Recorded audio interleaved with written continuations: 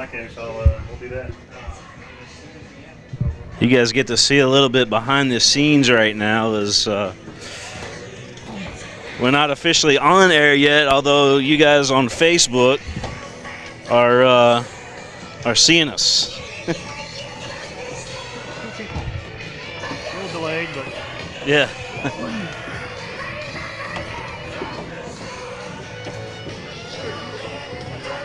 How you doing? Are you on the Facebook? yeah, a little delayed, but maybe reload that. Facebook's probably there. It's probably about right. It's probably about a minute behind or so. Because it's going through, we're going through a third-party service to send it out everywhere. Yeah. So they got a buffer, and then Facebook's got a little bit of buffer. You guys are getting educated right now on the streaming.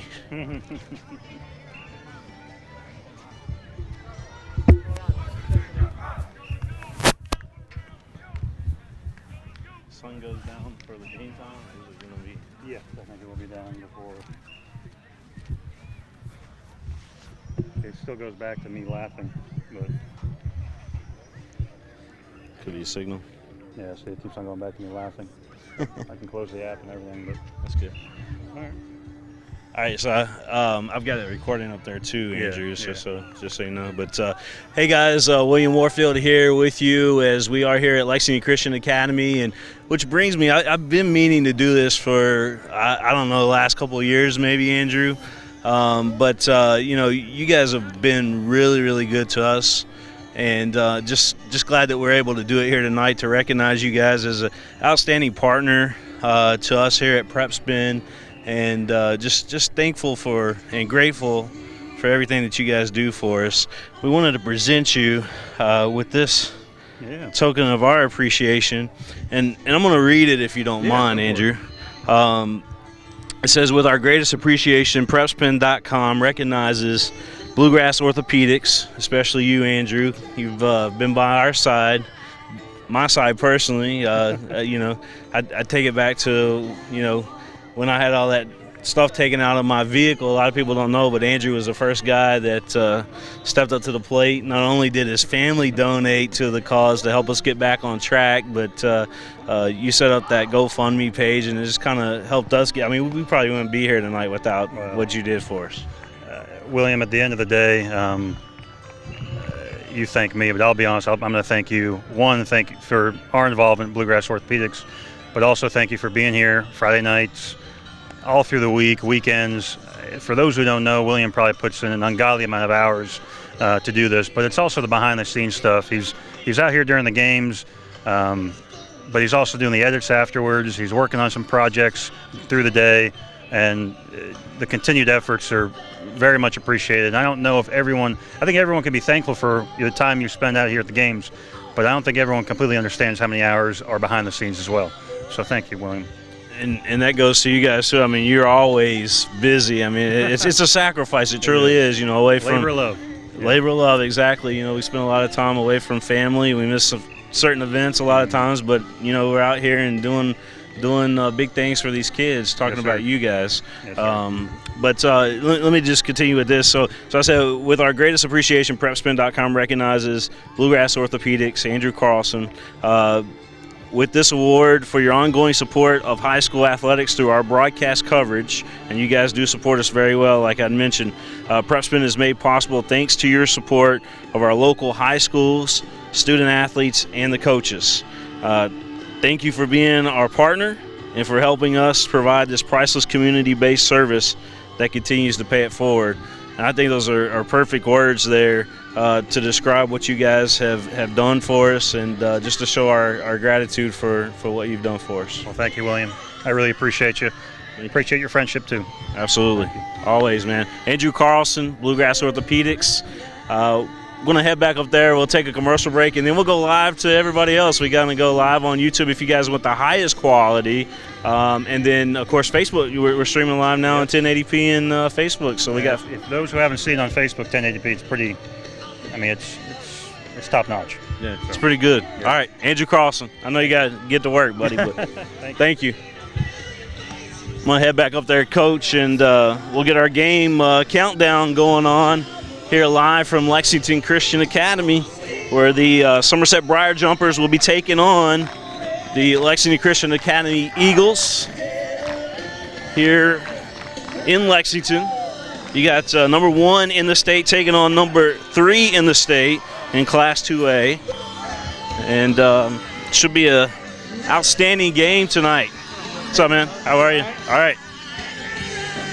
Getting to talk with all the Lexington Christian Academy fans here, and we got about 44 minutes before we get the kickoff done. And man, I'll tell you what, the concession stands, the grill, all that sounds amazing. Smells amazing too. As again, number 1 taking on number 3 here tonight here at Lexington Christian Academy. You can watch in 1080p HD video on prepspin.com with Coach Mike Meehan and myself, William Warfield, here tonight.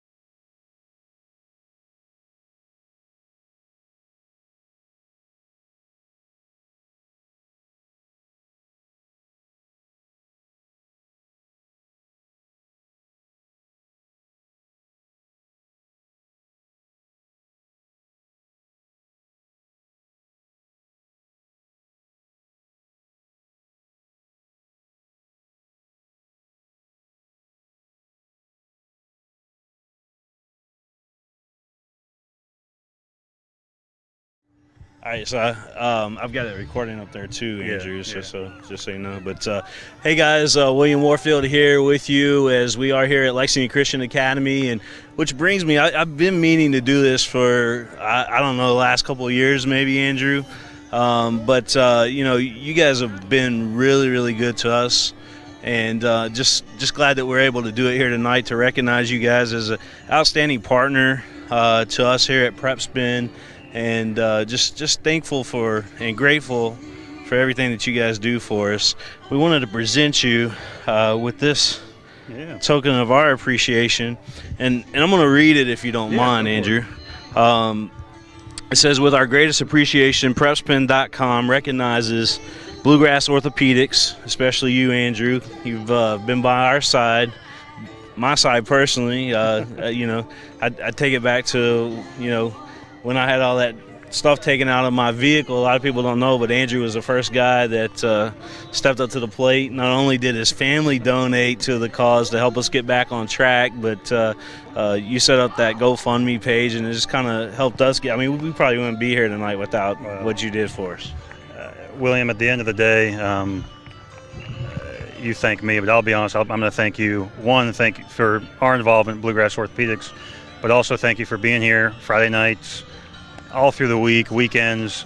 For those who don't know, William probably puts in an ungodly amount of hours to do this, but it's also the behind-the-scenes stuff. He's out here during the games, but he's also doing the edits afterwards. He's working on some projects through the day, and the continued efforts are very much appreciated. I don't know if I think everyone can be thankful for the time you spend out here at the games, but I don't think everyone completely understands how many hours are behind the scenes as well.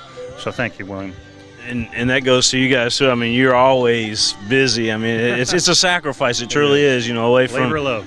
Yeah. Labor of love, exactly. You know, we spend a lot of time away from family. We miss certain events a lot of times, but you know, we're out here and doing big things for these kids. Talking about you guys. Yes, but let me just continue with this. So I said, with our greatest appreciation, PrepSpin.com recognizes Bluegrass Orthopedics, Andrew Carlson, with this award for your ongoing support of high school athletics through our broadcast coverage, and you guys do support us very well, like I mentioned.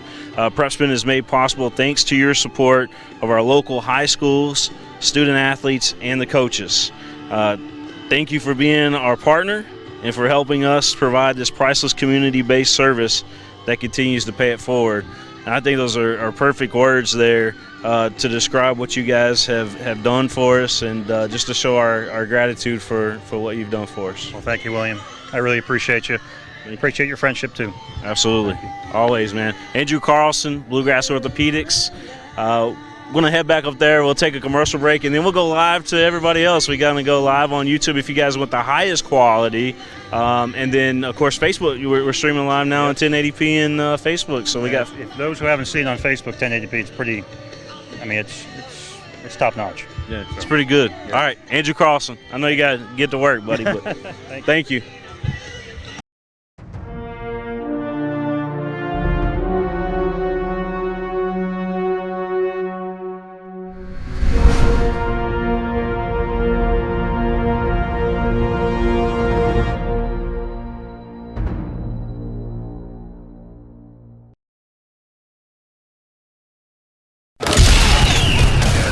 High school sports have evolved thanks to PrepSpin.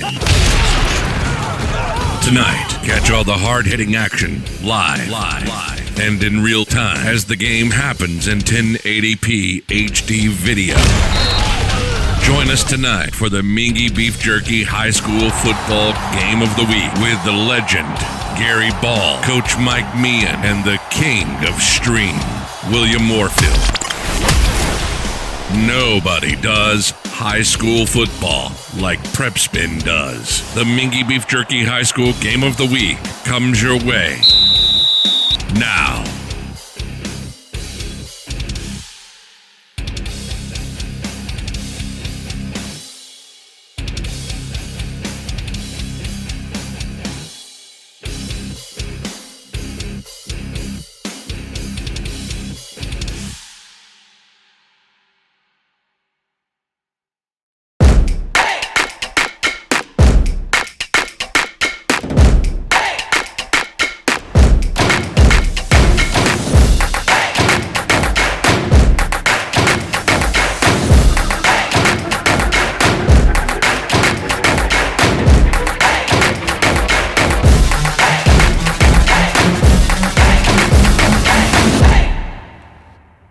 This is where it all started, right here on this farm. We may have grown over the years, but we've never lost sight of what was important to us.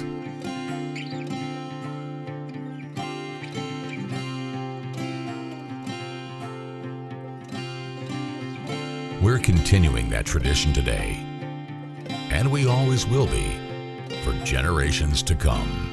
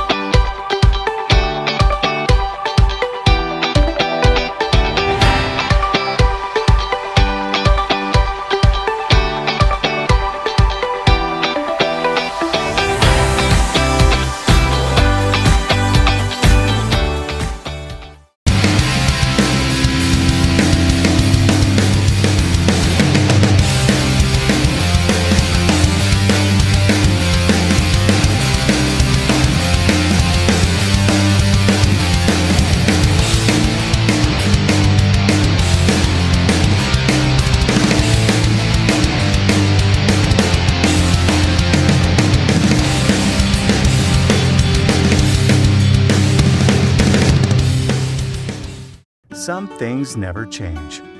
Like the sound of pads crushing against the equipment, the feel of cleats on fresh-cut grass, or the deep breaths from a full practice. Another thing that never changes, the feeling of relief when the whistle blows for break. And the savory snack to go along with it. This is a moment to remember. This is a Mingy moment. I'm on a fixed income. Credit cards help me balance the money that's coming in and what I need to live on. I've thought about bankruptcy, but how am I supposed to pay for it? Sometimes the people that need help the most are the very people who can least afford it. We've come up with a way to get you started for less. Start your bankruptcy for as little as $78 now. The consultation is free. In Lexington and now in London.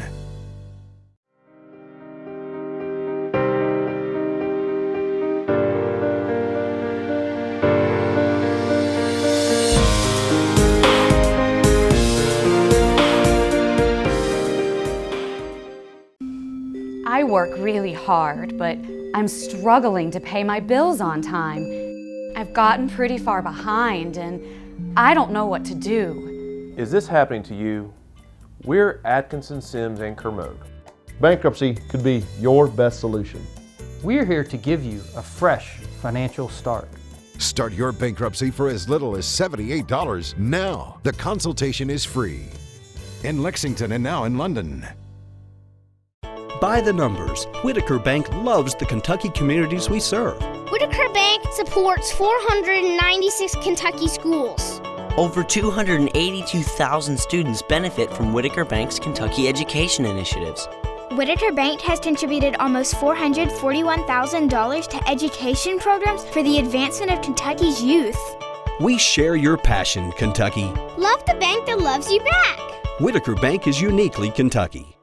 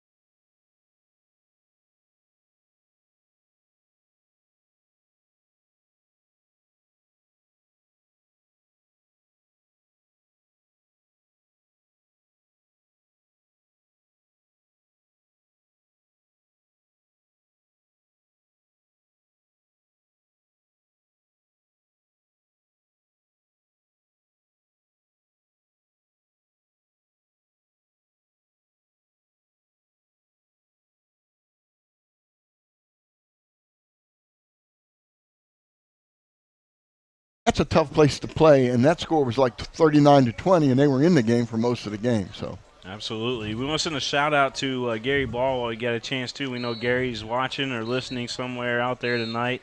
Not sure if he's still on the ship coming back home, but he was out on a little honeymoon there, wasn't he, Coach? Yeah, well, that's what I've heard. So, yeah, he's Gary Ball's having himself a good time here, a little cruise action, and kind of leaving us to try to do a good job with this because Gary's the best there is at this. Yeah, so he did make it official. That's why I re-announced it just now. But he did make it official. Gary did tie the knot to former Commissioner Bridget DeVries, and congratulations to both of them. And, yeah, good luck to Bridget dealing with Gary, But Gary loves to play that tennis, and that's one way they can keep together. They'll be playing tennis all the time. Really nice people, Gary and Bridget, really super people. Two great people. You're absolutely right. So Somerset coming in here now. The look test out there, Somerset looks a lot bigger than LCA does out there at this present moment. Yeah, they look stout. I was looking at their players, and they look like they hit the weight room, and they're pretty strong and sturdy. LCA just looks quick. Again, we've seen them before, and they have a lot of quickness, a lot of speed, good passing game. It'll be interesting to see how they match up. Somerset coming into this ball game, they're undefeated, 7-0 on the season. Lexington Christian Academy, they're 6-1 on the season. That one blemish, Coach, was on the road at Belfry, and it was a lot closer game than what the final score said. Absolutely, and again, anytime you make that trip and you play up there in the mountains, it's going to be tough. And I think they showed themselves pretty well. And I think probably with a game like that, they learned some things because LCA is a pretty good road team. They play pretty well when they're away from home. Coach, what do we know about Somerset? Who are some of their stars? Well, Somerset, I'll tell you what, they've got some stars on offense. Their quarterback, KHSAA, is very good. The thing that's impressing me about him is he's so accurate. He has a 70% completion record this year, and that's pretty darn good. He's thrown for 14 touchdowns. The receiver they like to go to is Cade Grundy, and he's a big kid. He's 6'2", 200 pounds, and he's already over 500 yards receiving and 7 touchdowns. The biggest thing about them is I think their quarterback, he's accurate. He knows how to run the game. He's a big kid. KHSAA is 6'4", 192 pounds, tough. Offensive line, big and strong, and defensively is I think where they really show themselves, a big, strong defense. And then, of course, LCA, we know some of their stars here on their team. Xavier Brown and De'Arius Smith, I should say. Yeah, yeah, both of those guys are phenomenal. Will Vernon's had an outstanding season for them. But their quarterback, Jaden Barnhart, has done an outstanding job this season. And kind of, some big-time games, he's really stepped up. And, he really does compare to some of the best in the state. Yeah, Jaden plays his best game when the toughest competition's out there. And again, he's a nice-sized kid, 185 pounds, almost 6 foot tall. He's done a great job of leadership. I talked to his dad before the game, and his father was saying that all the hard work he put in, he just really believes that he can be the best player when the game's on the line. And you talk about D. Smith, unbelievable. I'm going to call him D the rest of the night so I don't have to do the areas thing whole time. D. Smith leads the state in receiving. He's number 1 in the state in receiving. He's well over 1,000 yards receptions. He's averaging, William, 145 yards a game reception. That's amazing. Oh. And I'm being told out there, colleges are just now starting to notice him, so he's still a fresh face to some of the colleges out there. That is a major get if you're able to land De'Arius Smith. Yeah, good speed, really got your attention earlier in the year. I know you mentioned to me, you said you got to wait to see this De'Arius Smith. He can really play. Yeah, absolutely. Andrew Dobbs is their kicker. He's had a really good season as well, especially on the kickoffs. I mean, he can put it in the end zone every time if they need him to. Yeah, that's a good idea. We've done some games this year where the team got the ball out to the 30, 35, 40-yard line on returns. Put that ball in the end zone. Don't let him return it. Play good defense. That's what you need to do. And speaking of defense, LCA's defense is no slouch either. They've got some really good football players on defense too. I like LeBrecq, Matthew LeBrecq. Oh yeah, Matty LeBrecq. Honestly, he's a leading tackle. He has 29 solo tackles this year. Yeah, he's a house out there, no doubt about it. And considering that LCA lost a lot of their big guys over the last year or two. Yeah, and they get better as the year goes on, and it'll be interesting to watch. I think the key is going to be the linebackers, LCA. Those linebackers have got to play. They're going to probably they may run a 5-man front against this team because this team loves to run the football. Well, Somerset, we'll get to know you a little bit more as this game goes on here tonight, and Coach and I are excited to do this game here tonight. Again, it's number 1 in the state taking on number 3 in Class 2A. You guys don't want to miss this one. Make sure that you tune in tonight. You can watch on, we're on several platforms tonight. Matter of fact, we're even on the LCA Athletics Facebook page. We're on that tonight. We're on our Facebook page, and that's in 1080p as well this evening. So if you ever want to see Facebook in 1080p, we're the only ones in the state that are doing it right now in 1080p on Facebook. Yeah, there's absolute good platforms, and we have a lot of people watching. I know there are people in Hawaii watching. You're a big fan of the Roku channel? I'm a big fan of the Roku channel. It is so perfectly clear and perfect on a big TV on the Roku channel, let me tell you. I built it, but I haven't had a chance to really sit down and watch it yet on the Roku. Wonderful. It's really good. Of course, YouTube, we're on YouTube. If you go to YouTube/PrepSpin, that's probably the highest quality that you'll get because it is at 60 frames per second, which makes a big difference in sports. I'll just educate everybody real quick since I'm doing this tonight, Coach. We can throw it out there. I want to hear it too. All right, so the more frames you have in a sporting event, the better the replays look, the better the action goes, because you got a lot of fast-moving guys out there. For the most part, regular broadcast crews will do it 30 frames per second, which is too slow for a game like football. I guarantee, and that always amazed me too, because what you do when you're filming is you have a close-up, and then you can back off, and these guys are flying down the field on pass patterns and stuff. Yeah. And to be able to keep that clear and concise is just amazing. Yeah, that smoothness of that stride, that's what we're looking for, and I think that's what we do a great job delivering for everybody. You guys, you and Gary, perfect on the play-by-play and the audio all the time. I try to put it together and do my little magic thing on the video, and I think we all make a great team doing so. I do too, and we're going to miss Gary tonight, but we're going to do pretty good because we love this game, and this is a good matchup for us. We're going to have fun tonight. You might hear Somerset and LCA call a little bit more than a lot of the players' name because we are looking at these rosters, Coach. Now, I know you know LCA very well. But we'll definitely do our best to get those names out there for everybody. Right. We'll try to, especially tackles. Sometimes it's very difficult to get to tackles because there's a big pile up and you don't know. You want to give credit. You know parents are watching and we want to give credit where credit's due. So sometimes it takes a little while and we might miss it every once in a while. So You've got the roster there in front of you. I could even spot it for you tonight. I'll say, hey, that was 78, Coach. Bam. Then there we'll you do go. It. There That's you it. go. That's the way we'll do it. All right, so we'll be back here in just a few minutes live from Lexington Christian Academy. We got about 21 minutes before we get the kickoff here at the stadium. We'll do the national anthem and all that good stuff as well. And we'll be back here from Lexington Christian Academy where they're still tailgating outside and a big crowd starting to pile into the stadium here at the Eagles Nest.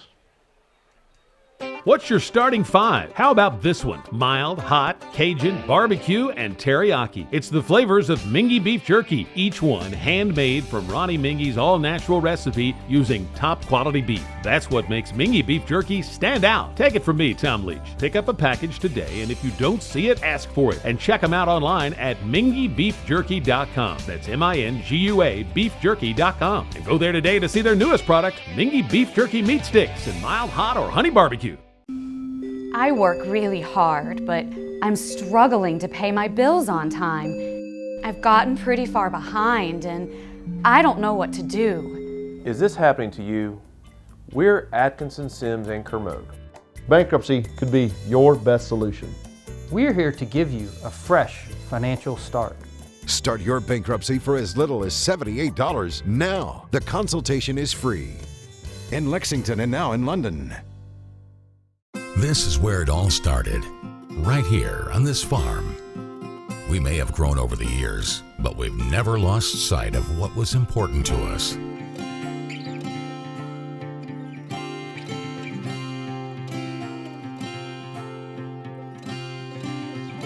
We're continuing that tradition today, and we always will be for generations to come.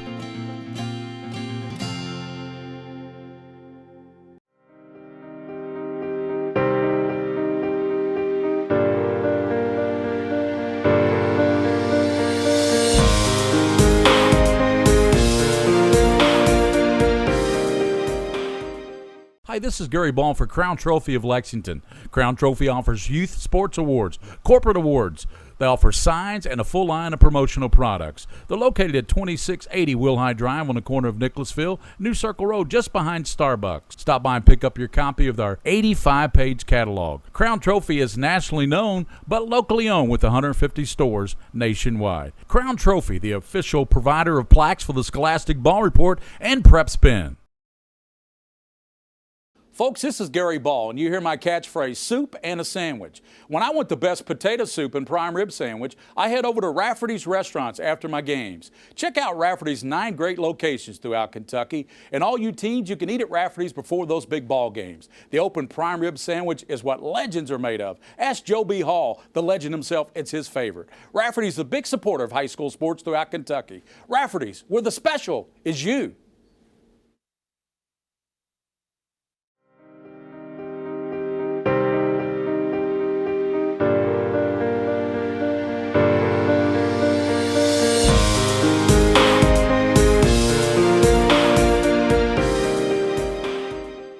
Did you know in addition to education assistance, UPS now provides housing for qualified employees? Through the UPS Kentucky Living Options and Opportunities Path, also known as UPS Kentucky Loop, you can work part-time in Louisville, go to school at Jefferson Community and Technical College, and receive housing for up to 2 years. Earn a degree or learn a trade. It's up to you. Loop benefits are available to those who live outside the Louisville metro area, whether you're just starting college or going back to school. It's time to get in the loop. For more information, visit upsjobs.com. That's upsjobs.com.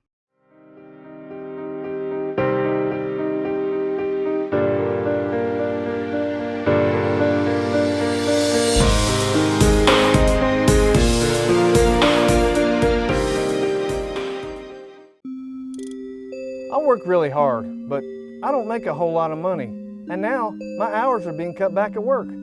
I've gotten so far behind on my bills, I feel like I'll never get caught up. We're Atkinson, Sims, and Kermode. We're not going to judge you. We've come up with a way to get you started for less. Start your bankruptcy for as little as $78 now. The consultation is free. 859 in Lexington and now in London. By the numbers, Whitaker Bank loves the Kentucky communities we serve. There are 50 Whitaker Bank locations serving Kentucky communities just like mine. 61 Whitaker Bank ATMs throughout Kentucky make getting quick access to cash easy. Whitaker Bank staff serves the needs of nearly 70,000 Kentucky customers every day. We share your passion, Kentucky. Love the bank that loves you back. Whitaker Bank is uniquely Kentucky. I wanted to get back on the basketball court. I want to get back to the ref I used to be. I want to get back to gardening. I want to get back to playing with my band. Only one team is qualified to get patients back to living their lives. Bluegrass Orthopedics has physician experts to assist in your recovery, whether it's an injury or chronic condition. Bluegrass Orthopedics provides convenient, specialized, and comprehensive care for your unique life. The future of healthcare seems dark at times, but for patients in Kentucky with diagnostic imaging needs, there's a place with clarity and a compassionate staff. Lexington Diagnostic Center and Open MRI provides quality patient care while saving you hundreds to thousands of dollars as compared to hospital-based centers. Remember, for your medical imaging needs, you have a choice. Lexington Diagnostic Center and Open MRI.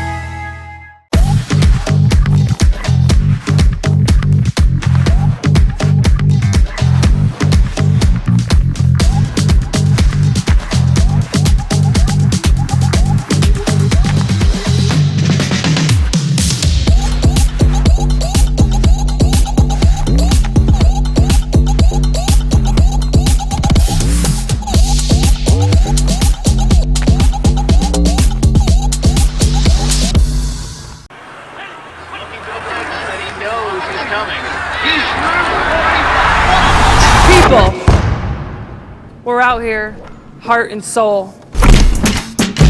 But you can't see us. If girls don't see women in sport, they won't stay in sport. They won't learn that we can call the shots. We are stronger together.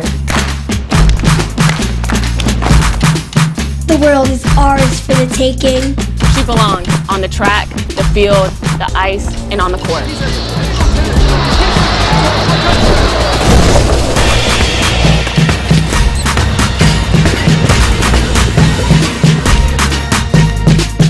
Give her visibility so she sees how unstoppable she is, and she'll break barriers.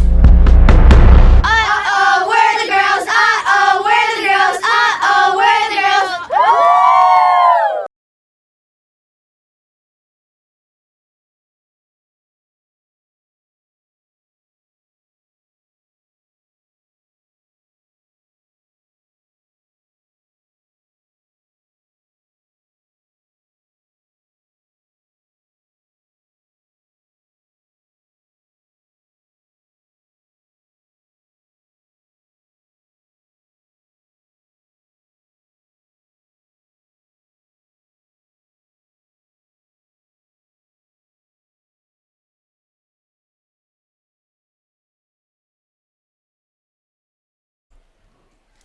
Welcome back here to Lexington Christian Academy. William Warfield alongside the coach, Mike Meehan, as we bring you number 1 taking on number 3 in the state.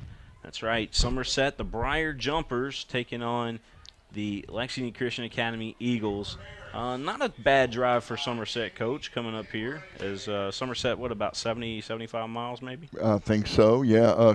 Coach Lucas, Robbie Lucas brought his team up here. He's going into the Eagles' nest here. It's going to be tough, but you know they're capable of playing. I mentioned something today. If people watching this, if they read Jared Peck's article in today's Herald Leader, they noticed that the Briar Jumpers defeated the Eagles last year on a goal line stand. On a goal line stand from the 2-yard line, 1st and goal from the 2, and they stopped them in 4 downs. Yeah. And that was the big play that ended the game. And I think that LCA remembers that. And I talked to a couple of the kids, and they absolutely put this on their calendar. I just did a soccer game, and that was the whole thing that West Jessamine was telling me. West Jessamine girls soccer was taking on Pulaski County. Pulaski County defeated them early in the season. They beat West Jessamine, beat them 9-0 the other day. They remember. They remember. Yeah, you do remember, kids. You can't hide that from kids. So. It sticks with you. That's right. Yep. The interesting other thing is Somerset, like we said, 7-0, LCA 6-1, and LCA is ranked 7th in the state in passing right now, whereas Somerset's ranked way down in like 27th or something in passing. So I really believe that the key for Somerset is going to be play defense, maybe double cover the D. Smith and some of these people, but also put a spy on that quarterback because Barnard can beat you running football. Absolutely, yeah, and we saw that in the Lexington Catholic game here. Barnhart very, very quick. He's got a really good first step after the ball snapped, and just great field vision.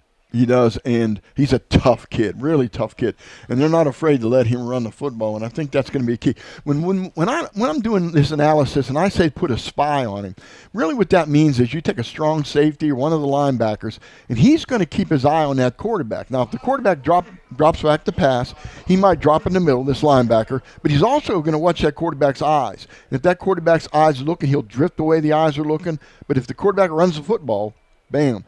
If Somerset decides to play man-to-man, I don't know if they're going to or not, but if they play man-to-man, the only person not covered in man-to-man normally is the quarterback. And that's why quarterbacks get big gains running the ball in man-to-man defense because there's nobody guarding them. But if you have a spy on him, he's not going to get out of there. Makes a lot of sense, Coach. Yeah, and I think that's where LCA may have the advantage tonight is they do throw the ball. And I think that, looking down the field at those receivers, I think Somerset coming into this ball game expecting LCA to do a lot of running because last year the Wheatley kid, he ran all over the field. Yeah, he ran over a lot of people that last year. He sure did. Maybe they expect him to run the ball, but they've seen film too and huddle, and they know that they're going to throw the football. And again, I don't know how they're going to match up in the secondary, but I would venture to say that they're going to try to put pressure on Barnhart. Put pressure on him, try to get him for an ill-advised throw. But again, when you put pressure, you better bring those edges up and don't let him run outside on you. We are live tonight on several platforms. We mentioned it a little bit earlier, but we're on the Roku TV, Amazon Fire TV as well if you got an Amazon box. And then, matter of fact, we're on YouTube, we're on Facebook, we're on NFHS Network when I mentioned them as well. We're out there tonight, so this game is truly shown out there worldwide, no matter where you're at. And it deserves to be number 1 taking on number 3, Coach. Number 1, number 3 could be just the opposite. Somerset could be number 3. LCA could be number 1. We'll find out tonight for sure. And again, this is a district game. This is the what is it? District. Is it home field advantage on the line here? It's District 2A. District 4 in Class 2A. District 4. So that means probably who wins this game, they're going to host. Yeah. And LCA would love to host right here on this grass field. Yeah. And Coach Charles, he was talking early in the week. From what my understanding is that he's cool with taking a bump tonight, although he would love to win. Yeah. But playing down there on Somerset, he's got a quick team. That's why it's okay if he does have to go play on turf as opposed to the grass here. Right. And you people watching this game, if you have an opportunity, get on the internet and Google Somerset High School's football field and take a look at that baby. I mean, it is something. Yeah. And they did something different. They put a small lined football field past the goalpost and behind the end zone so little kids could play football during the game. They did, yeah. Pretty cool. Yeah, that's pretty awesome. And that gets your community involved. Those little kids that are coming out, that gets them really involved in wanting to play football on that field. So that's a great marketing tool for them. So to me, that whole field down there, and it's been all over national media too. We tweeted it out when we very first saw the picture. Next thing you know, Max Preps picked it up. Next thing you know, ESPN had picked it up, showing everybody this. And then USA Today Sports had written the top 10 football fields in America, and it was listed in there. Oh, that's awesome. Yeah. So my whole thing, the Briar Jumpers, Coach, do you have any idea where they came from? Absolutely. I believe, I don't know where it came from. No, I think it probably was established when they built the school, and it was an area where there was a lot of hunting and so on going on down there in Somerset. A briar jumper is a rabbit. Actually, it's a hare. If you want to be technical about it, it's a hare. And I got a big kick out of that because when I was coaching at Bryan Station, I shouldn't have said which school. But when I was coaching at Bryan Station, we were getting ready to play them, and we were stretching during Wednesday practice, and I was walking up and down the stretching lines, and I said, "We're getting play those briar jumpers. Who can tell me what a briar jumper is?" And this one kid held up his hand, and I said, "Yeah." He goes, "It's a snake, Coach." And I said, "Wait a minute. I don't often see snakes jumping up and down in the briars. So no, it's not a snake. It's a rabbit or a hare." So, but it's a good nickname. I like it. I mean, it's really good. That field down there, really, that whoever manufactures Trick cereal should sponsor that field and put that logo on it. Yeah. I mean, it's perfect for it. Yeah, that's exactly right. It is. It's awesome. And well, look at this field. This is the only field left in Lexington that's not a artificial turf field, and it's a grass field. It's got a crown, a really nice sloping crown. It's not a flat field. That's why one of the reasons why soccer has their own field, because soccer doesn't like to play on a crown. They like to play on a flat field, and I understand that. The ball rolls faster going down the crown, down the hill, and so on. So they've got a great facility over here. We looked at the baseball, talking with Terry, the athletic director. Terry Johnson. And the baseball field. That's a heck of a baseball situation over there. Yeah, and he said they're doing some upgrades before the season. Yeah. So that'll be pretty cool for that. Yeah, I mean it's a very, very nice campus here at LCA, and you look around, just looking out here, and you see all these soccer goals out everywhere. They truly host a big league over here and do all kinds of special events. It's amazing all the stuff that goes on here on the Rose campus. Right. They do a really good job. Now, we're waiting for the captains, and it seems like the LCA captains are not anywhere near the field. Of course, they come a long way. They got to come from almost downtown Lexington from the locker room to get here. I did that before. I know. But Somerset's patiently standing over there waiting. So is their locker room, is it still in the gym? Yeah. Or it's on the side over there? Yeah. I know what you're talking about now. Yeah, because I always, down there by the lunchroom, there's these great big ice tubs that are out there as soon as you walk outside. But yeah, they it's still nice facilities. It is a little far walk over there. Yeah, they need a field house down here. Maybe, of course, maybe they do. They have a building over here on the side. I don't know. But I coached here, William. I coached here for 4 years. I had a great time. Interesting. There they come. Paul Raines was the head coach, and he kind of talked me into it over a state champion here, burger. weren't you, Coach? Yeah. We went to the state twice and won it once, and had a really good staff, good football teams, and enjoyed every bit of it. The banner hanging right above us here on our side of the press box. You can't see it on your TV. But normally we're over there at the soccer press box, but there was quite a bit of media coming up for Somerset tonight, and they had to make some room for everybody. They did, and I'm sure the radios are going to be playing in Somerset, and they're going to have a lot of people watching on Prep Spin too. So, yeah, welcome those people watching in Somerset, and we're glad you're joining us, watching good football, good coverage, and we hope that we get it right. So we'll have all the bells and whistles. You see the graphics there on your screen. We got instant replay tonight, and we'll take it down here to the field. And Coach, I'll name out some numbers here, and you tell me who the captains are if you want. Sure. For Somerset, we got number 2. Okay. For Somerset, number 2 is the quarterback, Kylie Sharon. 69 is also out there. 69. Captain is Jacob Gabriel. Number 1. That's just Chase Bruner. He's a tough one. Yeah, and then number 39. Number 39 is Cale Todd. And then for LCA out there, Coach, I'll go ahead and give that to you. But it looks like Dearius Smith out there alongside with Andrew Long, who wears that number 56 jersey. Number 59 out there as well. That's Trey Hood. And then number 15, that's Jaden Barnhart, your quarterback tonight for your Eagles. Well, let's see who wins this toss. Referee, the White Hats tossing it. It looks like LCA won the toss. And I would think they'd want the ball. Yeah, you want to strike early if you can, I would imagine. Let's see. Yep, that's what we thought. A lot of times teams are deferring to the second half to get the choice, but LCA likes that football. They want that ball. Well, they shall have it, Coach, as Somerset will go back on defense, getting ready to kick this one off, and LCA, as they get ready to come out of their helmet over here. It's, by the way, we should mention this, but October is Breast Cancer Awareness Month.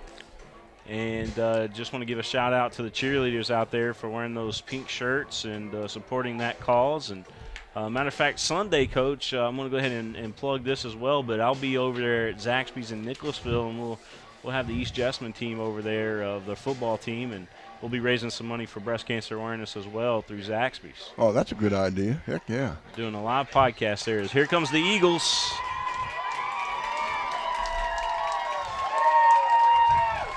They have one regular American flag, and then they've got one that's got it's black and white with the blue stripe down the middle. Any significance to that, Coach? I don't have any idea unless it's their flag, the LCA flag. I don't know. I see. It looks cool though. It's pretty sharp. Yeah. So you got, again, the Eagles and the Briar Jumpers here tonight. Somerset coming into this ball game undefeated. They haven't been touched yet, not really tested yet at all, Coach. They've kind of, and they're a super quick team. They're a super big team. If you look out there, it almost looks like a small college team, if you will, Coach.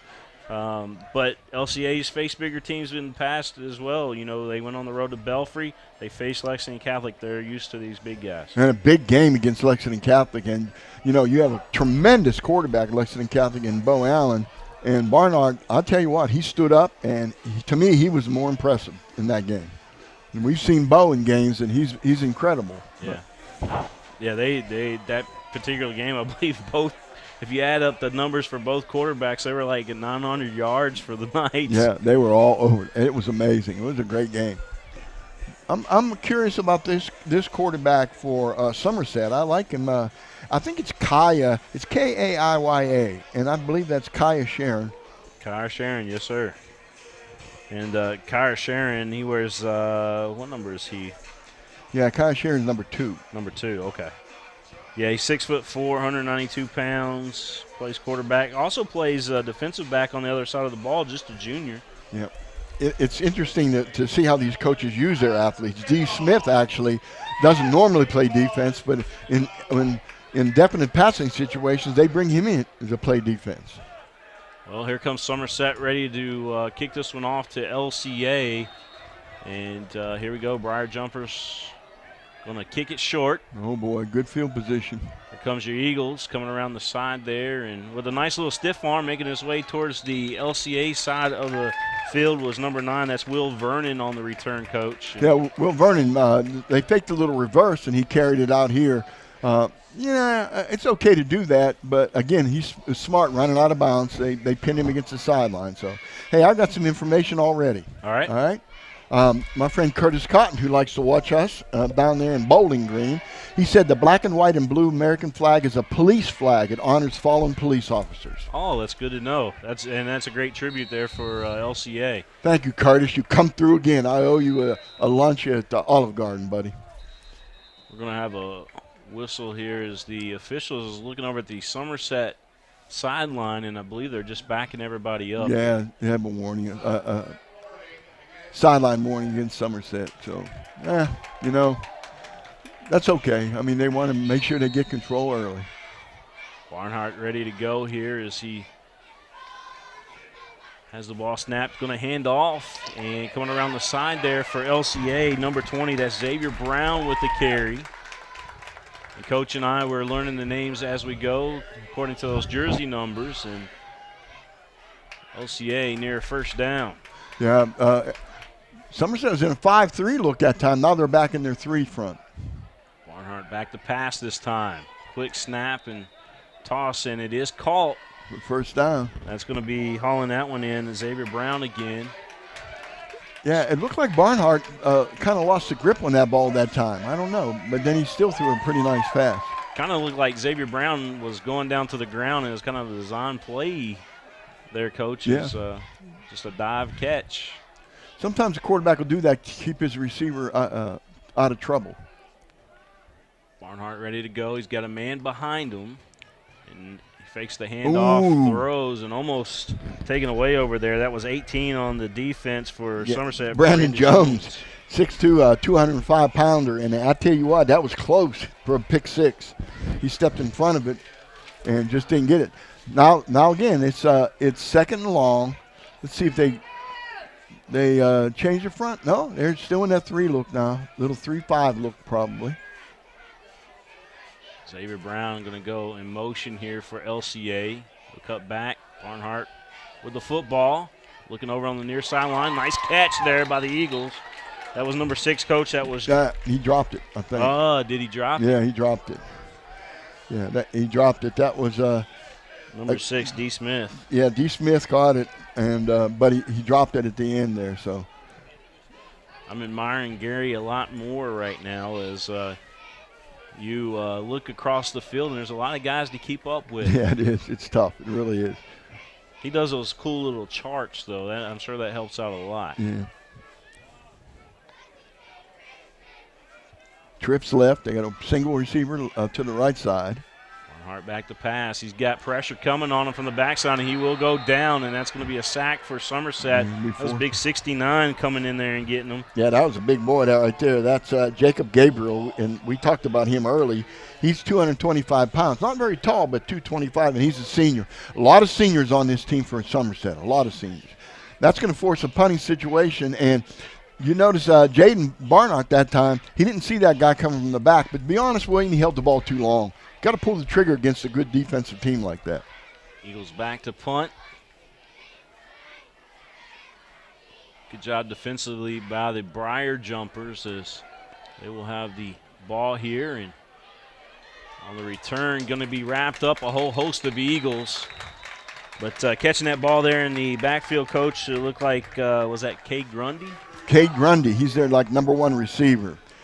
Go with the hands. You're right. There were several people in on that tackle for Somerset, but Frankie Knight was trying to pull the ball out of his hand. He didn't mess around. He was ready. He was all over that. Somerset, you'll see their first series here offensively. And that smoke coming up from the concession stand here has got me the hungry. Food, yeah. two wideouts to the left side. I got a little short slot on this side too, so it's really trips action on that left side, single backfield. Sharon he will hand off to Grundy, who loses his footing, and they're going to lose some yards on that. They lost some yardage on the play, and it looked like they were trying to run a read, like maybe a zone read on the left side. We'll take a look at that as we go along and see. I want to thank UPS Kentucky Loop. They're our replay sponsor here tonight, so make sure that you guys check them out, upsjobs.com.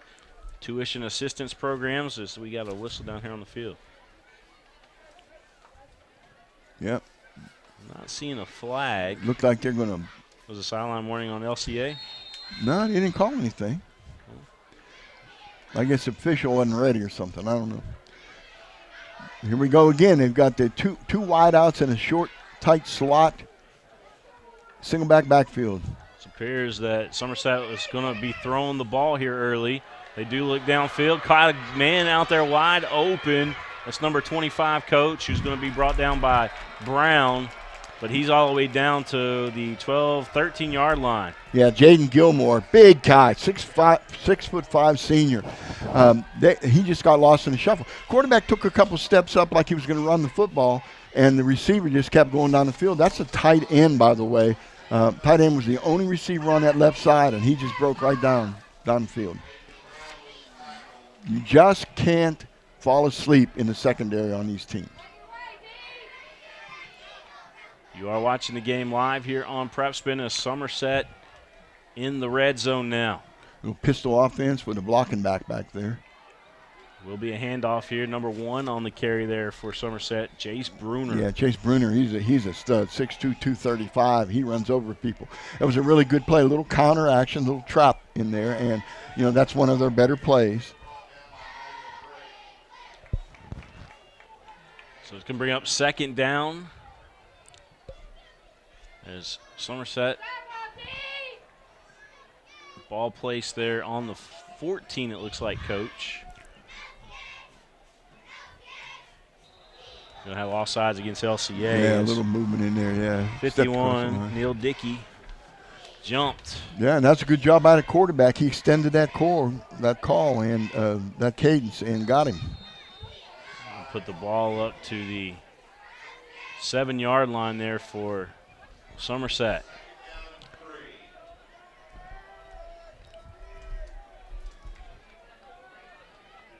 Second and 3 as we will replay second down. Handoff. And near the goal line is number 1, Jace Bruner again. Yeah, Jace Bruner running up in there pretty hard, and they're pulling that looked like that pulled the backside guard that time to lead up through the hole. LCA needs to close down on that thing and shut that down. This is the position that they were in last year, but LCA had the ball, and Somerset stopped them on the 2-yard line. A big play for the regional championship there. LCA, you said, Coach, that a football team will never forget those kind of moments. No, they don't. Quarterback sneak is. Yep, he will break the line or plane, it looks like. Or did he? No, he did not. Nope. He did not. And I'll tell you what, whoever that linebacker or whatever came up there and made a big hit on that. That looked like coming in there was big 55 for LCA. And that was Anthony Johns on the tackle. Nice job. Crucial situation. LCA switching their defense up a little bit. Another handoff, and this time still did not get in. Nice play defensively there by the Eagles as Brown, and it also looks like Jeffrey Selby in there, Coach, stopping. Yeah, Jeffrey Selby came up and cleaned it up. That was a nice job. Okay, now, Somerset here on third down. What I would look for here is the same type of thing, but quarterback keeping the ball. Like just maybe a fake handoff and keep it around the corner. LCA is coming down real hard on the edges. I'd go left, too. I wouldn't go right. Another handoff, and again, LCA not allowing them to get past the goal line. No, they're not getting in there at all. They're stacking it up. Eagles, well, maybe, let's see what happens here with Somerset, but they may have to be forced to go for the field goal, Coach. Well, if they were smart, If they don't make it here, they're giving LCA a lot of momentum. But again, LCA will have to come out of the end zone too on their offensive series. They are going for it. There's a quarterback keep. Yeah, and he's going to run it in. Yeah. So See, that's what I said. Go left too. Pays off. Yeah. Going in there for Somerset was Sharon. And Yeah. that puts them on the board. That's a situation where when they stop you that many times, I might have done it on third down, but go ahead and fake the ball in there and let the quarterback keep it. Not to the right side, though. The power that LCA had, they were really stacked to the offensive right side, so he just popped into the left side. Quieted the crowd, I'll tell you that. It did, and we got a nice little crowd here tonight. The extra point is going to be no good, and it might have been tipped. The Eagles hold Somerset to 6. That's good. That's good. That's a big. That could pay dividends later on in this game, I guess is what I'm trying to say. Absolutely. You get behind by that one, and LCA scores and kicks the extra point right in it. I want to give a shout out to some of the folks watching here tonight. If you want to tweet at us, please do so at PrepSpin on Twitter. That's how you get a hold of us, at PrepSpin on Twitter. And I want to thank those folks that are already starting to tweet at us, and thank you so much. As LCA trailing right now, as we just got this one started, we got 6:17 left to go here in the first quarter of play. It's 6-0 Somerset, who was able to score on their opening drive, and really the big pass is what got them downfield, Coach. Mingy Beef Jerky, game of the week. We do love doing this for you, and we appreciate our sponsors. And I totally realize, guys, that I'm not Gary Ball up here, but we wanted to bring this game to you. He's out of town on a nice little honeymoon, and we can't wait to have him back, and we will have him back, I hope, next week, Coach, won't we? Yeah, I think so. Somerset kicking off here. Eagles, Vernon makes a nice cut there and able to get a little bit more yardage up close to the 50. Is going to be down around the 47, Coach. Yeah, on the 47-yard line. And the guy that hung on there for LCA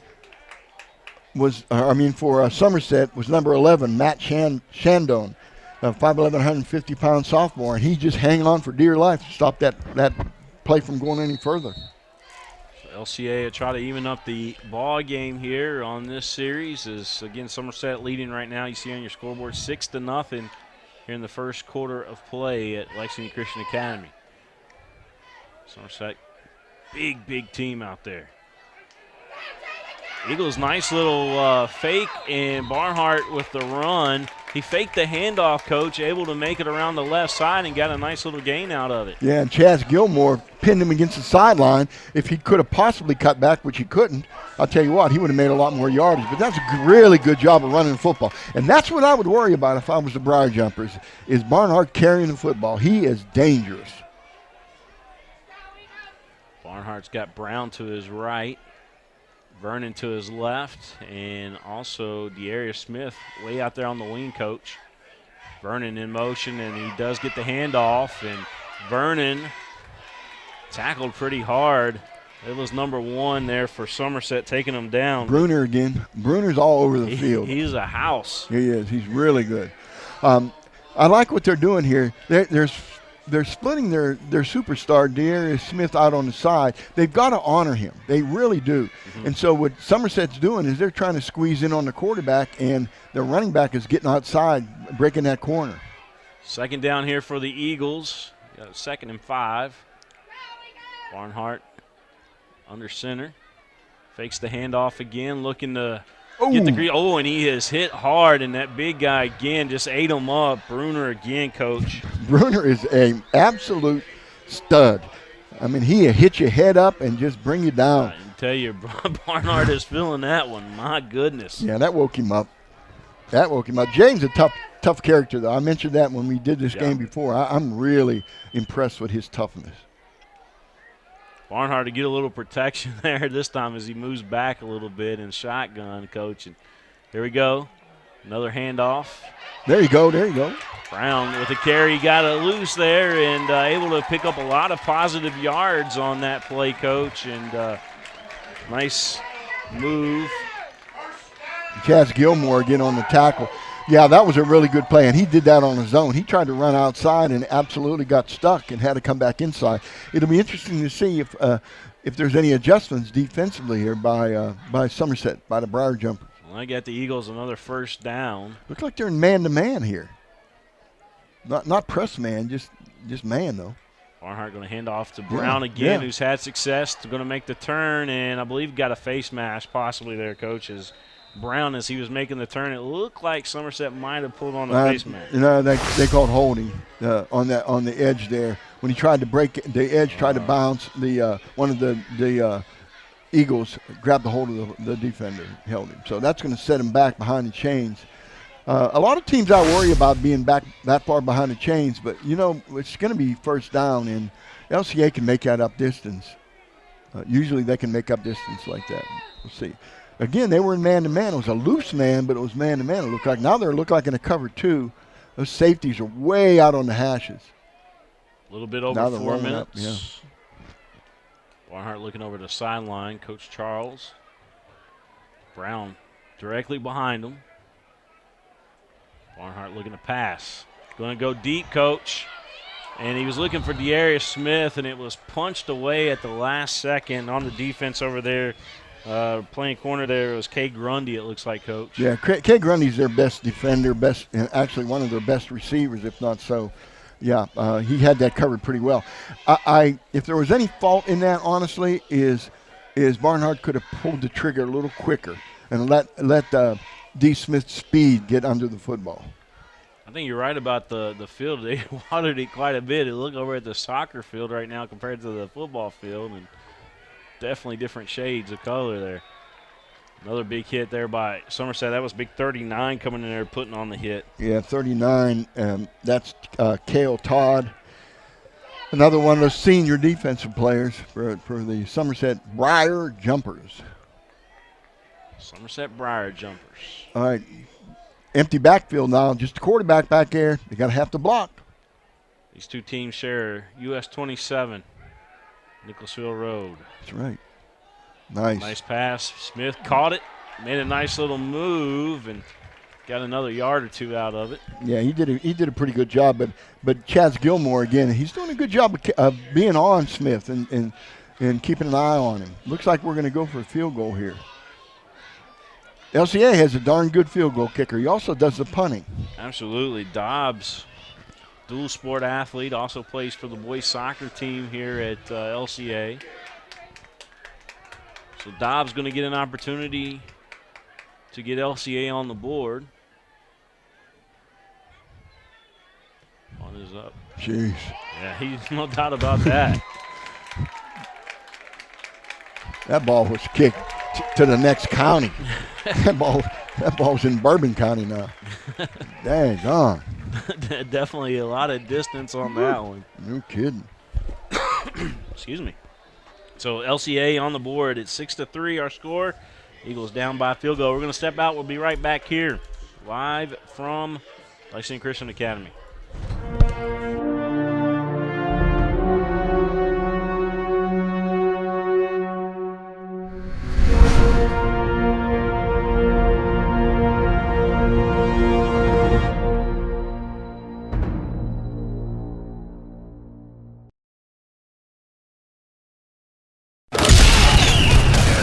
High school sports have evolved thanks to Prep Spin. Tonight, catch all the hard-hitting action live and in real time as the game happens in 1080p HD video. Join us tonight for the Mingy Beef Jerky. Back here at Lexington Christian Academy where the Eagles are on the board at 6-3 our score. And again, we're here at LCA. It's number 1, number 3 in the state in Class 2A going toe-to-toe. Dobbs, who just hit a field goal, and he put a lot of sauce on it. He did. It was gone. He's going to punt this one off. That ball gone, too. That's back. He stayed it in there, though. Uh-oh, he's outside. So Grundy on the return here for Somerset. Nice return. He's up to around the 33-yard line. Trey Grundy. Yeah, and it looked like Was that number 13 made the tackle, I believe. Cade Grundy, excuse me. And Cade is a dual sport athlete too. His name comes up in basketball season as well. So I remember him. In basketball season. Elijah Hammond made the tackle, sophomore. Elijah, that's a good name, especially being here at Lexington Christian Academy. Good Bible absolutely. name. Somerset spread it out now. They got a wide that same formation. They got two wideouts and a motion, a quick slot behind him. Sharon gets it over to Grundy. Grundy going to be eaten up by this LCA Eagles defense, though. Good job of penetration, getting in there, trying to pitch that ball out there, and he couldn't get outside. He tried to cut back, and good job by the defense. Initial hit, it looked like number 51 there for LCA, and that is going to be Neil Dickey again, a 5'8", 170-pound offensive lineman, defensive lineman as well, junior. Yeah, he's one of those guys that he's kind of undersized, but he uses that to his advantage by getting the leverage on the defensive block or the offensive blockers. Mingy Beef Jerky, the official game day snack of Prep Spin. I thank Mingy Beef Jerky for being our title sponsor as well. Somerset back to pass.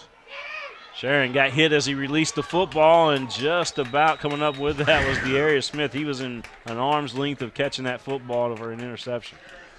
The ball was thrown too far out in front, though. Neither the receiver nor D. Smith could get to it. So I think the quarterback got in a little bit of trouble. Sharon got in a little trouble, and he decided to just unload the ball quickly. He did get hit as he was releasing the football. Nice spiral, though, still on that ball. Yeah, he just threw it too far. Again, they're spread it out. Now we got trips on this side. Let's see if they motion again. They've been motioning almost every play. Let's see if they do. Yep, now they're motioning the back out of the backfield. And that's 4 receivers over to this side now. He's going to be hit. Football is loose. It's down, but Somerset does recover. Jumping on that football down there with great presence was 79 for Somerset, Coach. Yeah, 79 was there. Lucky Ethan Harper, another senior. But that was an awesome play. I think who made that tackle? I believe it was it 18 or no? That's a good question, Coach. 18, Evan Brown. I don't know. I saw he saw him come out of the huddle, out of the pile, pretty excited, but I didn't quite get the number. We'll have to look at it on replay. Yeah, we should look at that replay. That's where Gary really saw that doing this play-by-play thing.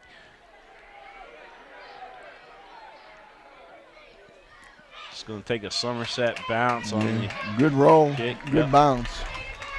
But LCA is going to have good field position here. This is an opportunity for them if they can come through. Well, Dobbs, I mean, if you go 3, can't get any yardage on this. Dobbs, he'll hit it from there. Yeah, he could.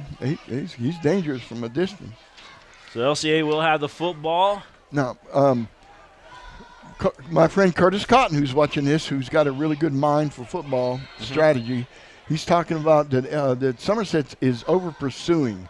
And so if LCA notices that, they can run some cutbacks, counters, maybe reverse, and it would really help them. Because if you notice, we noticed it too, that a couple of these plays LCA was running the ball, they cut back, and that's where they got the best yardage. Appreciate the interesting formation. Appreciate the insight there from those that know the game of football. And Coach, you're a great one too at knowing all this stuff. Yeah, procedure penalty. That was an interesting formation. It was a full house backfield look from a shotgun. I don't know if there's a name for that or not, but, you know, it looked like one of these old-fashioned full house backfields. It's going to be 1st and 15 now. I know, they're behind the chains again, and again, they like to throw the football here. Barnhart looking over at the sideline. We have play clocks here now, too, so the quarterback can see the play clock, see the countdown. Going to send Brown in motion as Barnhart will keep on to it, go straight up the middle. Yeah, a good fake, and he carried the ball up the middle. A little bit of yardage there. I said Brown. I meant Vernon. Vernon was the guy that he sent in motion as Barnhart was able to carry it straight up the middle. LCA does not huddle. And when I was coaching here, we didn't huddle either. And the tempo can really get a defensive team by the end of the game. They're worn down. Somerset may have jumped there, but he didn't cross the line of scrimmage though. Okay. He didn't get in the neutral zone. That's a end of the quarter. End of the quarter, yes, sir. So the first quarter does come to an end. 6-3 our score. Somerset on top of the Eagles. We're going to step out. We'll be back here live from Lexington Christian Academy. It's the coach, Mike Meehan, and myself, William Warfield, here. Missing our good friend Gary Ball tonight. We'll be right back, folks.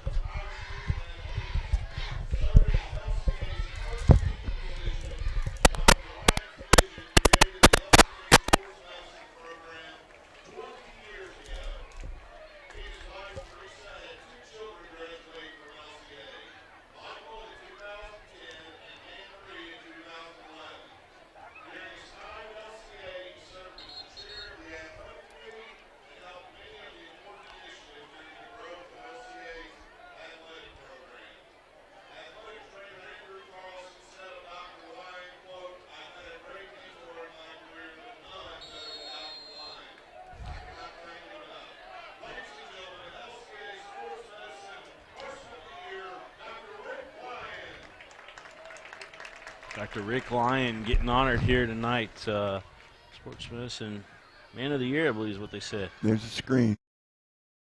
So here we go, LCA, as I'm working on the volume here for us.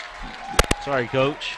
That's okay. They ran a little screen. Again, I knew one of the things that when you run this spread offense, one of the terms that you hear when you go to clinics is screen early, screen often. The more you can screen, the more you get these linebackers and defensive linemen running outside to make tackles. Eagles did get the first down, as you can imagine. Barnhart tried to take it straight up the middle, and he was met with a shoestring tackle there. Number 39, coach of number 39 stepped in there. Cale Todd, another senior defender. They've got a loaded bunch of seniors in there. Now, look at this. Now, here we go again. Now, they have two wideouts, one to each side, that little short slot, and a really deep shotgun run back. The handoff again, and Eagles not getting much on that carry. No, again, the collapse on the defense was Cale Todd again, collapse from the outside. They have a really good inside linebacker. And usually they run four linebackers, and Cale Todd is that buck linebacker, they call him, and he usually is the one that's making those tackles inside. So the Eagles on third down here, can they move the football? Well, they're all over D. Smith. Double teaming him, it looks like. Barnhart to keep it, go over to the left side, and he's going to be met over there by Grundy. Grundy again. They play really good technique outside. If people watching the game, you'll notice that they're not looking for heroes on defense. They actually play the technique they're supposed to play. And the defender on that outside, he kept his outside shoulder free and turned Barnhart to the inside where he could have help making the tackle. Pretty darn good defensive technique. Good coaching. Fourth down. What will the Eagles do here? It looks like they're going to go for it, Coach, as Barnhart back out there. Maybe try to get him to jump, too. It's fourth and about 4. Eagles have faith in this offense. He's open. Oh, it's right there.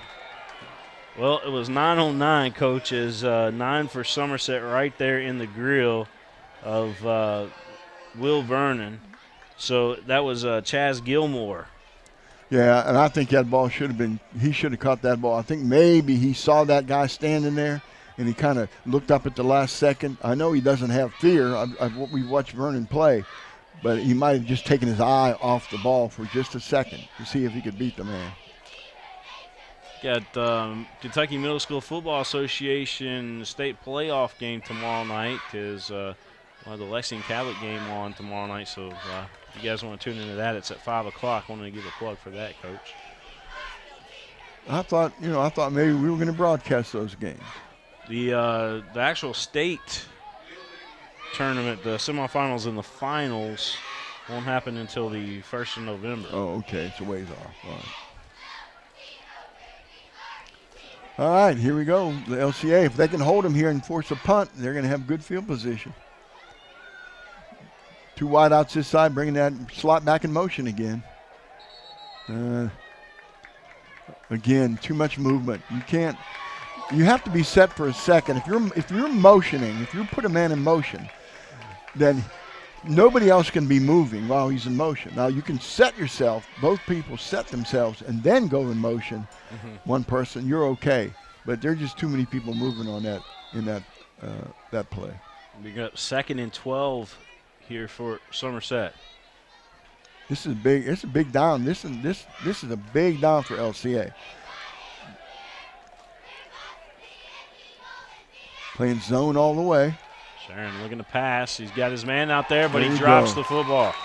Good defense. And that was a really, really good hit. Really good job there on the contact. They were looking for Gilmore on the nice little route, but the Eagles able to make the hit as soon as the ball arrived. Yeah, Frankie Knight, I think it was. Frankie hit him right in the bread basket. Perfect tackle, head up, no danger. Just head up, didn't try to collision the face or the head. Super job, Frankie. Congratulations. Frankie Knight. Another good coaching. Sound like a boy band name. Frankie Knight. Yeah. All right, you got trips on this side, wide out on the other side, playing man on the backside on the one receiver, playing zone everywhere else. Sharon back to pass. He's going to be pressured, but does get the ball and almost picked off. Eagles out there on Elijah Hammond in the vicinity of the football and almost came up with that pick. Well, I'll tell you what. Tomorrow when they're watching films or whenever they do, if LCA wins this game especially, there's going to be some little teasing going on because that ball was right in his hands. It could have been gone for a touchdown. It was right there. So it's going to bring up Coach 4th and 12. Somerset back to punt. This is actually a good position now for LCA. Good.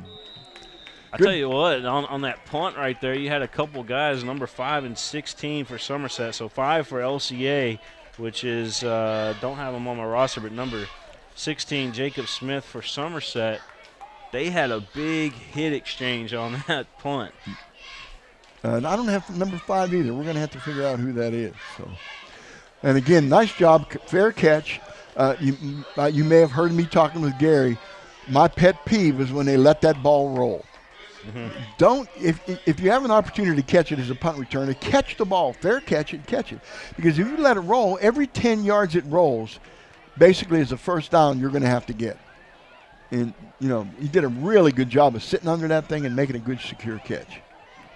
Eagles will go back on the offensive attack here.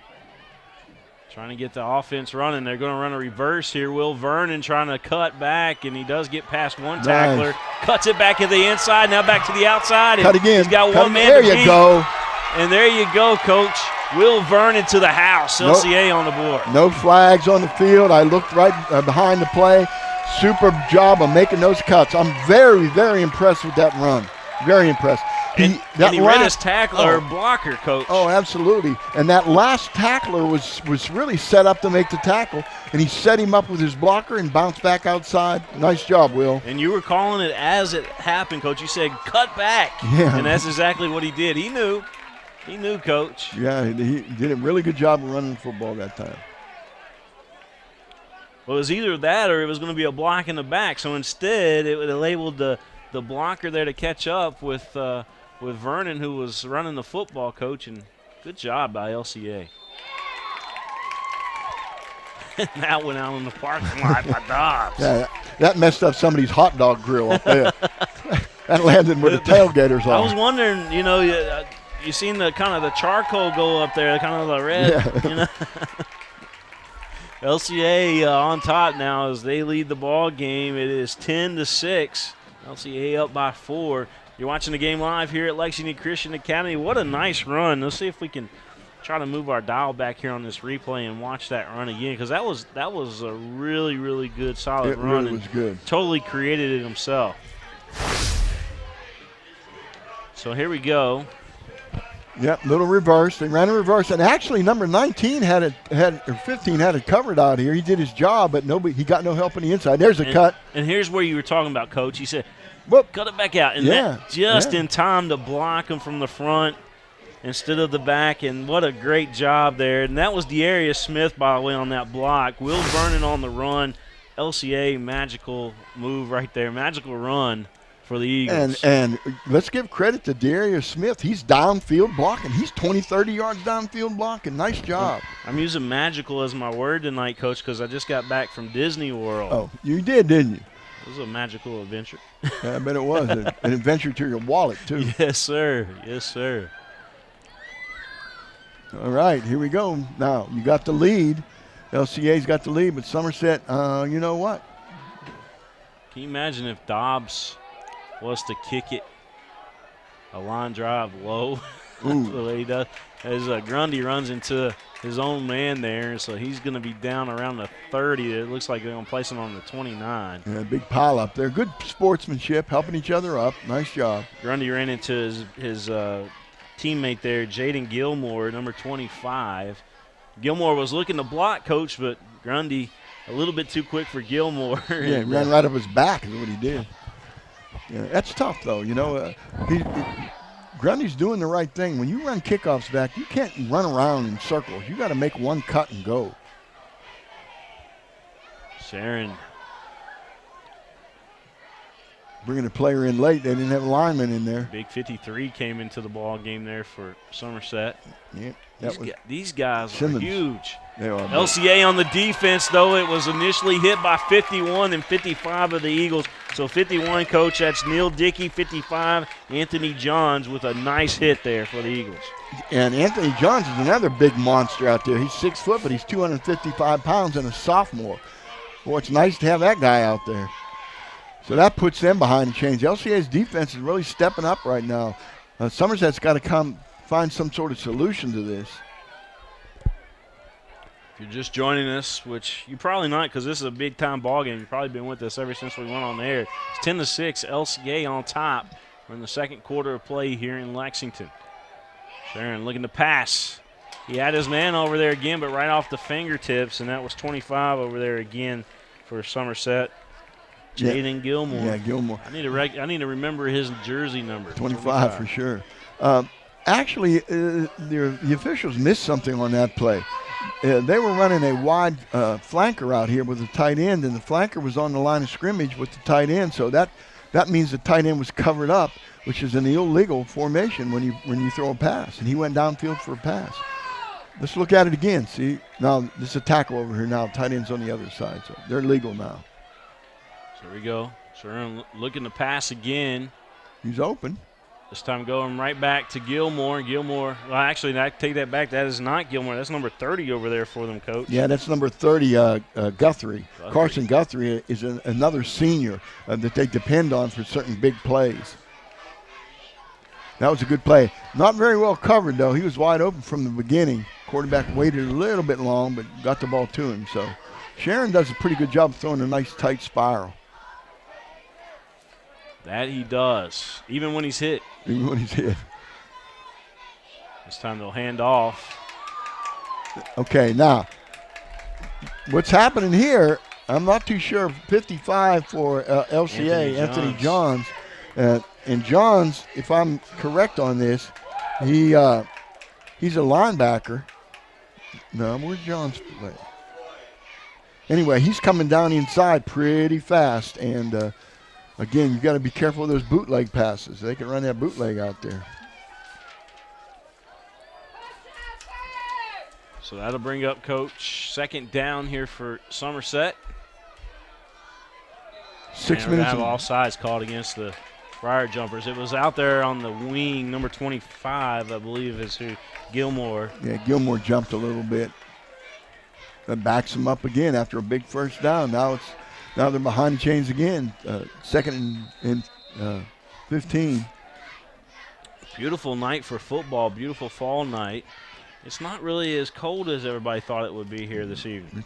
It's real nice tonight. Pleasant. Of course, we're in here in this press box with no wind really hitting us, but I don't even think there's much wind at all as the flag straight down. Yeah. Good crowd out there. Good crowd on the LCA side. And the Somerset crowd picked up too. Sherman looking to pass again. And good pass move. is complete. Yep, nice move. Jumps over a man too and gets still on his feet until he finally goes down. He's going to be down around the 35, Coach, and that was 23 there for Somerset. 23, that is Mickey Garland. Yeah, Mickey Garland, 6'1", 210-pound junior. He hurdled one guy, ran over the first guy, hurdled the second guy, and got that first down. That was really their best offensive play that I've seen tonight. That was pretty impressive. Very impressive. Back to first down now. They're coming out of that huddle pretty quick. There's 5 minutes, almost 6 minutes to go in the half. 1st and 10 here for Somerset. William Warfield alongside the coach, Mike Meehan, as the handoff to 3. Yeah, that was a really good job. Cam Austin with a nice cutback, really, really nice cutback on that play. Kind of read off the left guard and cut back over the right guard. Nice job. Bring up 2nd down and about a yard, Coach? 2 yards? Yep. Matter of fact, on our screen, 2nd and 1. So 2nd and 1 and the ball down close to the 25. It's a big series for both teams right here. Another handoff, this time LCA all over it. Way too much penetration. That was 51 Neil Dickey again. We've called his name several times tonight. Yeah, he plays. He does a really good job with his defense. The way he penetrates and gets in there from that defensive tackle position, and just kind of shoots the gap and gets in there. 4:50 left to go in the first half of play. It's 10-6. We expected a close one between these two teams. Somerset again coming into this ball game 7-0 on the season. LCA 6-1, only lost to Belfry. And both teams with a nice schedule this year, hard schedule this year. Sharing all the time in the world, but it's batted back down. He's lucky he caught it. But big 56 for LCA in there, swatted at the football. Andrew Long. He showed long arms that time too. He came in there and knocked that ball down. Nice job. Watch here on the replay, Coach, is Andrew Long able to swat it back down. Knock it down. That's a big play. Now it's 4th down. What do you do here? 4th down with 4 minutes and 4 seconds, 4 minutes to go in the half. I don't think they got a Dobbs over there, but we'll see. I think they're just going to punt the ball here. Really a smart thing to do. Could set them up for a little fake maybe. Who knows? Yeah, well, LCA's thinking fake. They're walking up playing man on those receivers. They have one person deep back. Darius Smith is back, standing on about the 5-yard line there, William. We have a penalty. Delay a game. They're going to back him up even further. He's not going to make the end zone with this punt, so we could get a LCA return on this. Or see what happens. They place the ball on the 43. LCA is going to run a return. I don't think they're going to try to block it. They're backed up too far. Oh, no. Ball gets past the corner. Grundy going to pick it up. He has nowhere to go. Now he cuts away from the defense, but LCA able to catch up with him, and that was 13 that brought him down along with 51 again. So you got Dickey in there and also 13, Elijah Hammond. Yeah. Again, it was a bad snap. Grundy did what he could. He picked the ball off. He looked like he was going to try to punt it, but they forced him to go left. He's probably a right-footed punter, and they forced him to go left. He couldn't get rid of the ball. I know he wanted to punt the ball, though. A lot of people are punting the ball like the UK guy punts it now, where they kind of do the run. Yeah. Is that McGinnis? Is that his name? Yeah, that's that Australian rugby-type punts they call it. Yeah, it's starting to get popular in the high school. No, it's not McGinnis. He played last year. Okay, well, whoever the guy is. He is from Australia, the guy kicking now. Okay. I've seen it several times, especially at the middle school games that we've been doing, so they're letting those guys do that right now. Rugby-style punt. Gotta love it. Barnhart looking back to pass. He's got a lot of time. Defense finally catching up to him, but he runs it up the middle, Coach, and he will get a couple yards out of it. A few yards out of it. Yeah. He's looking to pass. They're covering those receivers deep. He keeps looking at D. Smith, and that safety's dropping way out of there to cover him. They're not going to let him get by him if they can help it. I was going to say, I think the state has caught on to D. Smith. Yeah. #1 receiver in the state. We said before, well over 1,000 yards, averaging 145 yards, I believe. He's still got Xavier Brown and Vernon to choose from if he needs to. Spreading the field again. Fake the handoff. This time he's going to run it back up the middle. Look at that quick feet there. Barnhart able to get another first down for the Eagles. Yeah, he tried to run over Tate Madden, and Tate had nothing to do with that. He's going to take him down, take his legs out from under. But again, that's a tough character, buddy, Barnhart. You got to love that, too, with a quarterback such athleticism that he does possess there and able to create those plays like that, Coach, where he's able to get a lot of yardage out of them when he needs to. He's got all the qualities. He's got courage, he's got leadership, and he's got skill. Barnhart back. This time it's a direct snap, though, to Brown, and Brown on the he carry. almost broke it. That was vintage Kentucky from this season where they direct snap back to Bowden. And, yep, Jared Smith made the tackle. Jared's a freshman, so they've got a freshman out there starting. How about the end zone, the way they painted it here at LCA? Yeah, really nice. Nice job. Looks big time. We're down to 1 minute and 39 seconds here. So 2nd and 5. LCA trying to hurry, aren't they? Keeping it again.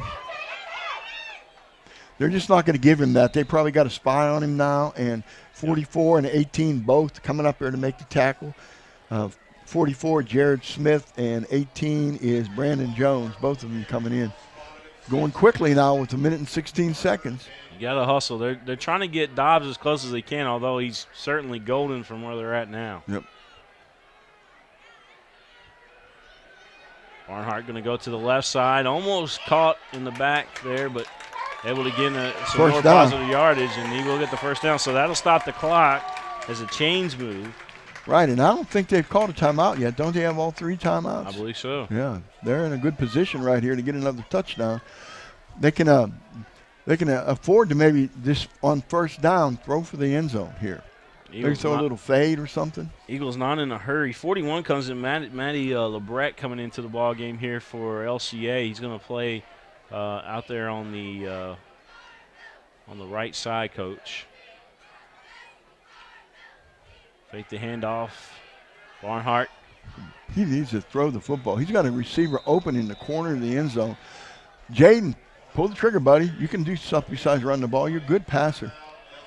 There's your timeout. Timeout there, yeah. And 52 there for Somerset is a young man that made the tackle. That was Tyler Harvey. Tyler Harvey, 6'3", 260 pounds. It's kind of hard when you're 180 pounds, you run up against a guy that's 260. Yeah, I'll tell you, they're stout. We said that before the game. They're big, strong kids. 10-6. This is a good game. Now some of these skinnier guys too, like Barnhart, definitely, and then that kid from East Jessamine, Moore. Oh, that yeah, kid. Dylan Moore. Yeah, when you shake their hands, they about break your hand, Coach. They're big, strong guys. Yeah, we did that game a couple weeks ago and interviewed them. Two guys came up at halftime, and honestly, both of them were really athletic looking. We are live here at Lexington Christian Academy where the Eagles lead the Briar Jumpers right now, getting close to halftime. We got 30 seconds left to go here in this first half. 10-6 our score. Eagles on top of the Briar Jumpers. Briar Jumpers again coming into the ball game undefeated. They have not been tested yet. Tonight they are getting the test. They are getting tested. Now, this is a good idea here. They're splitting receiver wide out this side. They know they're going to double cover on the backside, cover D. Smith. Barnhart looking back to pass, still shoving those feet as he does finally get over to Smith, and Smith able to make the play. So they're down close to the goal line. A timeout will be called here by the Eagles. Down close to the goal line. He ran around with the ball here and then picked the correct receiver. So it's a pretty good job. I believe it's going to place him at the 3, Coach. With 17 seconds left to go here in this. So, 13 seconds come off the clock on that play. Yeah, they did a good job of calling that timeout, though, with 17 seconds. That leaves them with 1 timeout left. So, if they have to stop the clock to kick the field goal, they can do it here. 3rd and 2 coming up here for the Eagles. Well, 3rd and goal. It's third and 2. You're right. Is it 3rd and 2? 3rd and 2, yeah. Yeah, but okay, I see your marker over there now. 3rd and 2. On the far side. If they got a first down here, that would stop the clock. So that's an opportunity too. Honestly, I gotta look and see if there's a tight end in here, because they could run that little. They like to run a little hitch pattern in the middle with the tight end. Yeah, there's tight end on the left side, wide out right and wide out left. So here we go, Coach. Can LCA get into the end zone, or will they have to settle for a field goal? There he is. Barnhart looking over there too. It's incomplete. He was looking over to the right side, and Coach, that was, who was that for? Couldn't see the jersey number there, but number 4 there for LCA. Selby is who he was going to, but the pass. Yeah, he's looking for Selby, threw it a little bit too low. So they're bringing the field goal kicker in here, and good idea, 13-6. That missed extra point by Somerset's going to haunt them here if they make this field goal. Dobbs lining it up. Good snap, good hold. No doubt about this one. Yep, that's a big difference. 13-6 makes a big difference. You got kids back there catching pop-ups from Dobbs tonight. Yep. All right, so Eagles, like Coach had mentioned, 13-6, and that extra point again, Coach, they may come back and haunt Somerset. They'll have to go for 2 eventually if they do get in the end zone, won't they? They will. They will. I don't think they need to rush it in the third quarter if they score. Probably just kick it. But then later on, yeah, they'll have to make it up over another. I don't know if they have a kicker, a field goal kicker, that can keep that game a little closer. I don't know. Well, I can tell you that Somerset, and the LCA, both. You look at this, Coach. Both of these teams are really, really good at the high school level, but they have been great at the middle school level. They're 2 feeder programs that play in that Kentucky Middle School Football Association tournament each and every year, and usually you see both of these teams in that tournament at the semifinals and the finals. Yeah. Almost every year. We do, and there's a group of teams that always come up, and they're varsity teams. Do you remember the kicker that went to Boyle County years ago? We saw them in the middle school. Yeah, the 55-yard field goal. 55-yard field goal as an 8th grader. That's where I know Grundy from, too. Grundy has a Sports Center Top 10. Kate Grundy's got a Sports Center Top 10, Coach, and I forgot all about it, that we put on Prep Spin that ESPN noticed. Is that right? It now. You mean in the middle school? In middle school, yes, sir. It happened over at Lexington Catholic's football field, now that I remember. It was a heck of a catch. All right, so the LCA elected to kick it on the ground, and that's probably the right thing to do because Somerset picking it up and nothing happening, and there's the horn. Well, they've got 2 seconds, they got buddy. 2 seconds, don't they? 2 seconds. Hey, here's a score. My friend Donnie Young over there watching Lafayette and Tates Creek, I guess, 14-7. Let's see. Yeah, 14-7, Tates Creek. Tates Creek is starting to come around now. They're playing a lot better football. 14-7. Yeah, Tates Creek, they had a shootout over at Catholic, didn't they? Oh, they did. It was like back and forth. Whoever had the ball last was going to win that game. I keep referring to Catholic tonight, Coach, but I guess we've done so many of their games already this season. Yep. That was bonus coverage that night. We weren't physically there.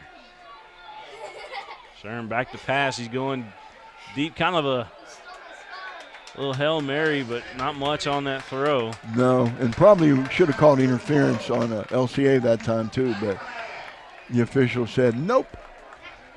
All right, so that's going to bring us to halftime, Coach, is our score. It is 13-6. The Lexington Christian Academy Eagles on top of the Somerset Briar Jumpers. You're watching the game live here on Prep Spin. It's Coach Mike Meehan alongside me, William Warfield, and we'll be back here in just a few minutes.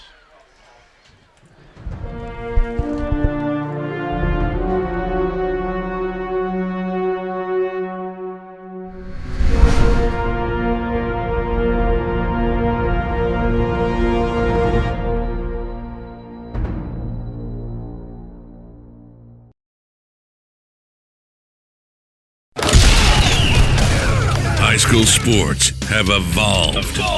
Thanks to Prep Spin. Tonight, catch all the hard-hitting action live. and in real time as the game happens in 1080p HD video. Join us tonight for the Mingy Beef Jerky High School Football Game of the Week with the legend, Gary Ball, Coach Mike Meehan, and the king of stream, William Warfield. Nobody does high school football like Prep Spin does. The Mingy Beef Jerky High School Game of the Week comes your way now.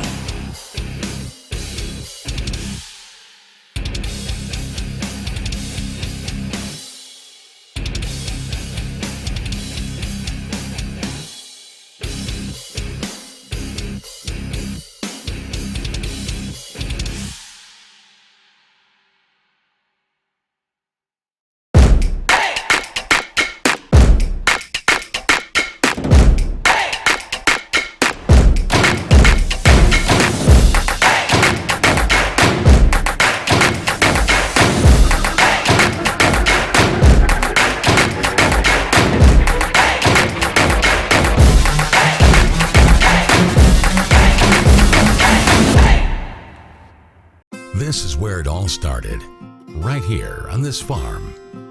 We may have grown over the years, but we've never lost sight of what was important to us.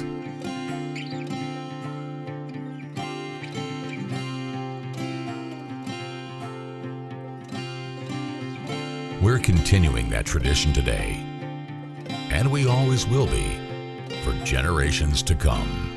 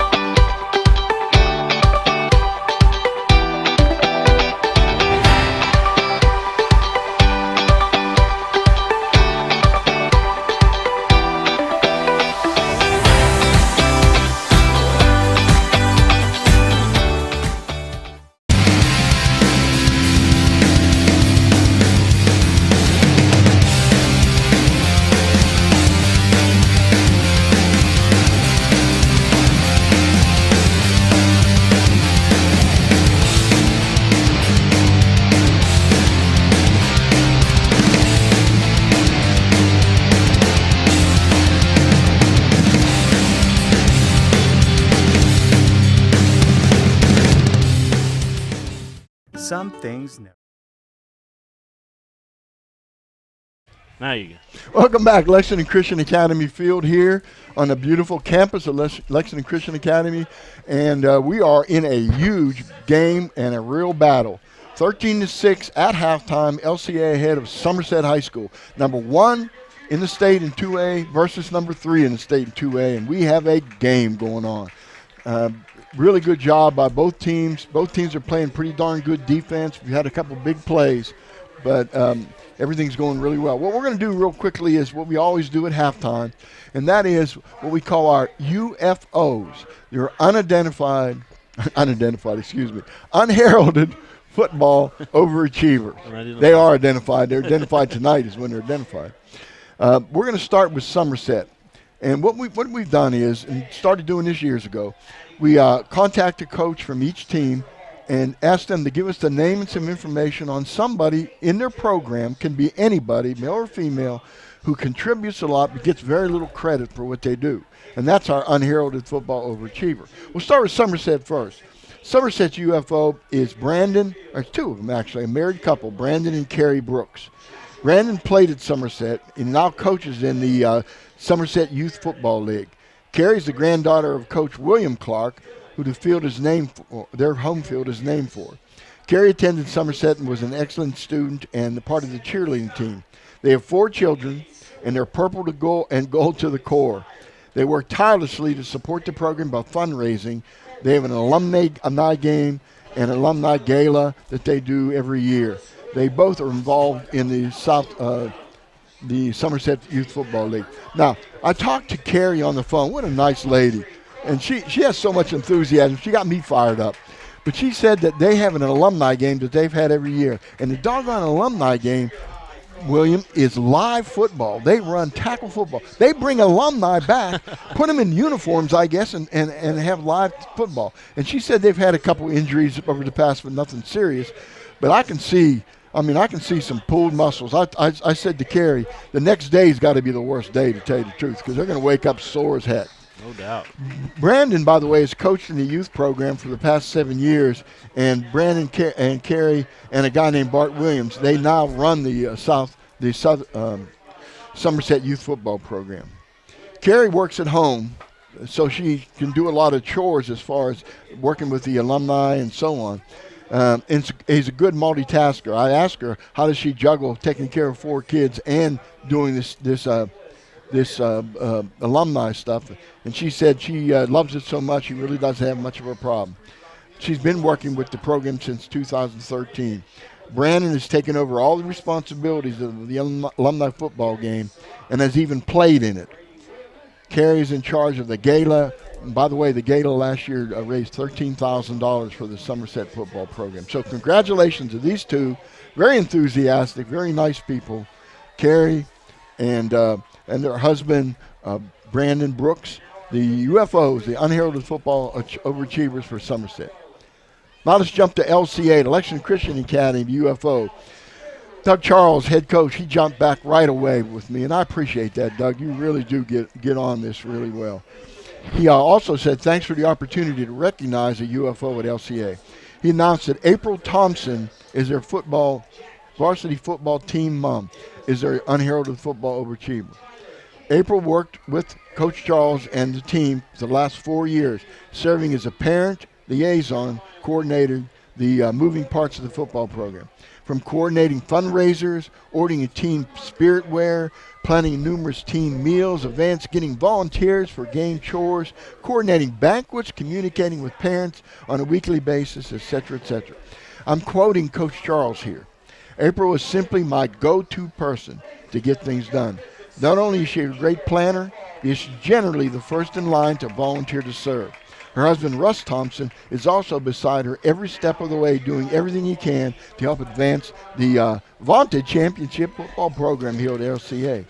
In order for us to have a program of excellence and provide the best experience we can for our student athletes, it takes servant leaders like April Thompson that just do the work behind the scenes without seeking any recognition. She is a huge asset to me, Coach Charles says, and to all the football program, and we are extremely blessed. Then he thanks us again at Prepsby and thanks us again for providing the venue to share the UFO for Lexington Christian Academy, and that is April Thompson. That's our UFOs. I'm going to turn my headset over to someone I've really gotten to like his reading. I'm an English major, and being an English major, I read with careful consideration of how you're writing. Jared Peck does a really good job for the Herald Leader. Here's Jared. Jared, we're gonna get Coach Bew, Coach Truck in here as well from Big Things Kentucky. But just tell us what's going on, man, with the Herald Leader. Oh well, we're covering everything. It's I just got done with the soccer regionals, and we're getting ready for volleyball districts next week. Football season's winding down. We've got a really good game going on out here. That was a big game you did last night with Taste Creek and Lexington Cali. It was a middle third battle. They just kept kicking it around. Lexington Catholic really marked up Taste Creek's attackers pretty well, and they got the one play they needed. It was a perfect play that I wrote about will be in tomorrow's paper, I think, but it was just a beautiful play off a corner kick. Was that Scanlon that got the goal there? Yeah, it was Laura Banahan popped it in. Sophie Skinner headed it down, and Scanlon ran into it. Wow. It was quite she chipped it over the keeper and right under the bar. I saw you post the video of that. That was a pretty sweet video there. And you were right. It was the perfect situation there for Lexington Catholic on that. I was over at the West Jessamine girls game, and you had told me before time. You said, man, that's just the West Jessamine tournament, which it turned out to be because they ran that tournament beating Pulaski I know County everybody plays hard over there. Yeah, Pulaski County 9-0, and they took out Danville 7-0, and then 4-0 against Mercer County. So yeah, that's you just were a right. tough go over there.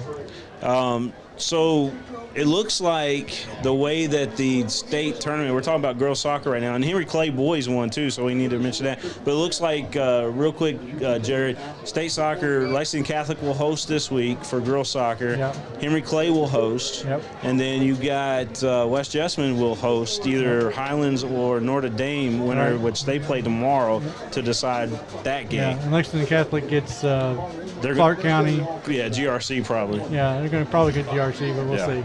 Yeah, And Bishop Brossard is the other one. GRC is pretty solid. Yeah, they are solid. So I'm going to try to give everybody a little time here. So you're still good. We're still keeping you here. But I got Big Things Kentucky in the house, guys. In the house.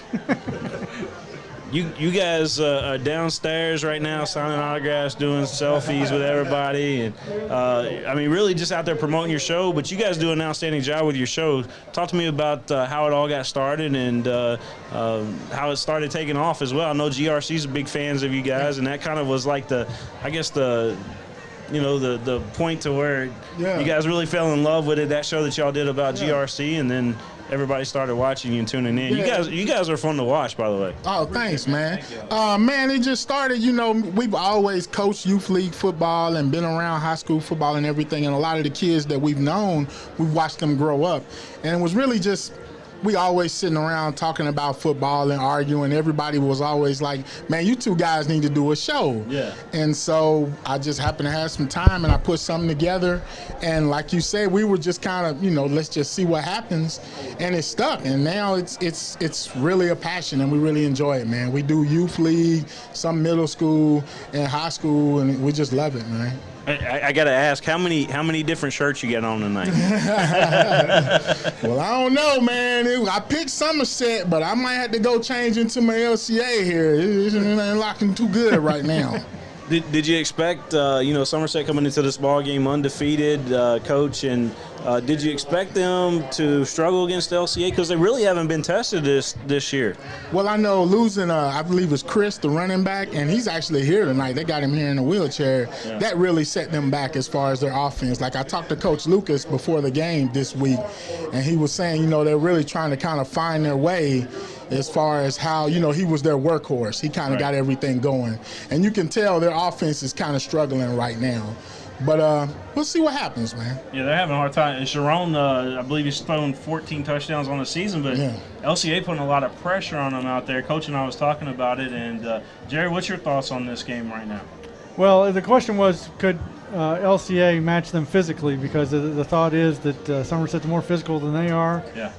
Having watched LCA play LexCath and match the bigger opponent physically, LCA is coming to play. And I think, they've got the chip on their shoulder from last year's, and when they got knocked out of the playoffs by Somerset at the goal line stand at the 1 yard line. Mm-hmm. And they've come out here and they can match up. And you saw they can fly. Coach Meehan was saying, that's something that you just don't forget if that happens to you. And LCA's definitely got that in the back of their mind. What's your thought? Yeah, they're going to have to keep it in the back of their mind because they're going to meet again. Yeah. And the next time, if this holds like that, Somerset's going to have that axe to grind when they meet again. But it might be here. How did you guys come up with the name? I'll get you on here, Coach. But how did you guys come up with the name Big Things Kentucky? Man, it's a group of us who, friends of us, we grew up together, been at K-State together, came up with the name, so we decided to use that for the show idea. So it's been really good. Coach Truck's been pushing it, getting our name out there and stuff, so we definitely love it, man. The biggest thing is to put a spotlight on our kids in the Lexington area and surrounding counties who don't get a chance to get seen, so that's our biggest goal for it. So Big Things Kentucky, you guys started out doing all the sports, but I know you guys are starting to do a little bit of the tailgating, trying to get that food, family, and football, all that good stuff going on there as well. Y'all cover some middle school stuff. I've seen that. Who do you like in the middle school state tournament? You guys have been talking about that a little bit. Man, as far as kind of upsetting that Lexington isn't in the middle school tournament. Yeah, the Fayette County schools. Yeah, the Fayette County schools aren't really in the middle school tournament. So I don't really know. I know Somerset, the Pulaski's always seems to be there. Corbin's always got a nice team. It's the teams that are good in high school right now that's got that. Coach was talking about it. It's those teams, I think, you're talking about Somerset, you're talking about LCA, you're talking about Lexington. Those teams get those feeder programs, right, Coach? Yeah, and I've worked the middle school tournament for the last few years because I worked the grill with my Bryan Station connections, and it was always there. So it's been funny. Like, I saw Travion Langmore when he was there for the middle school tournament. The kid was a monster. And I've seen a lot of these kids that are good now come through and play in that middle school tournament. It's been nice to see those kids play. I think that there's a possibility for all of us to do a heck of a podcast one day, all of us, Gary Ball included. But we also do a podcast one. I think that there's a lot of value added if all of us did like a roundtable podcast. What do you think, Jerry? I'm up for anything. These guys haven't invited me back on since they had me on at the beginning of the season, but it's always fun. Maybe we go do it over at Charles. Y'all got a sponsor now, Golden Corral, and how did that come about? Man, I just talked to somebody over there and was like, man, we were trying to get a sponsor, and they were like, yeah, we really looking to do stuff in the community, and they jumped on with us. Now, I want to know, I know you talking to my Jaguars Sunday, gonna put them paws on them talking to Coach Bowling. Yeah, Sunday we're gonna do that over at Zaxby's in Nicholas. So you guys are welcome to come, by the way. Come on down and just add value, like I said, to the show. So come on down, let's talk about that. I just want to give a shout out to my Jaguars representing, doing a great thing. East Desmond doing Jaguars big this week. things. It's Jaguars this week. Hold on, though. Yeah, I saw a little abbreviation above your head on that last video that y'all just put out. It always picks against them. Anyway, let's go Jaguars. He has no loyalty to anybody. He was for the win. When he said that, he really means it. He did wear his orange shirt to Douglas today when we came out to Douglas. But like you said, he's running out of T-shirts. His shirt budget's unreal. Hey man, we big fans of Prep Spin. We love it, man. I watched it anytime we came back. We recommend everybody to watch it. I mean, y'all doing it. Coach me is my guy. I know him for a long time, and I appreciate it. Both his sons, like I said, and Jared took us in, came to sit down and talk to us. And man, we appreciate the community we in right now with you all. We appreciate it. Absolutely, man. Where are you going to be next week? You don't know? We're thinking it might be that GRC Oldham County game, depending on how this week turns out. Oldham County's winning right now. Yeah, that could be a nice district game once something like this. Hey, have you guys thought about doing other sports? I know you're really big on football, but what about basketball season? Well, last season we did basketball. We actually covered the state basketball tournament. I've been able to go to those tournaments and stuff. Basketball is just, it's so rough keeping up with everything. Football is very easy. But we are definitely doing the basketball, and we did some baseball and a little bit of softball as well. Yeah, LCA is getting ready to get a big upgrade on their baseball field over here. Be a nice place to do some baseball over here. But Jared Peck, what else is going on, man? Dunbar's still leading Henry Clay 14-13 at the end of the third quarter. That's been tightened up a little bit, and we're looking forward to a great second half here. We're winding down, yeah. So big things, Kentucky. I just want to talk to you guys really quick one more time. You come on. We're just open mic tonight. But I'm going to be over at Lexington Catholic tomorrow. We got that middle school football game. Okay. If you guys aren't busy, come over there and join us for that. Well, I'll be going to my son plays for Toledo, and they're playing Ball State, so I'm going to go see him play tomorrow. So I'll be out of town. All right. Go Rockets. Now, I still coach youth football. Shout out to my MLK Ducks in Winburn Park. So I have a game tomorrow morning, but I definitely love to come out and check you all out. 5 p.m., Coach. All right. 5 p.m. We'll be there, definitely. I need somebody to help me out with the commentary tomorrow because Coach me and he's got a big thing going on. And then Jared, I don't know what you got. I got to sleep sometime. Yeah, you got to sleep because Monday we got playoff soccer. We got the Sweet 16 tournament. Real busy because everything's going on right now. This is like a hectic time of year. All right, well, we got to get back to the game, guys, but I really enjoyed this. Thank you all. Thank you, sir. Yes, sir. Appreciate it. Go. All right, we back to the football. That was a great halftime, Coach.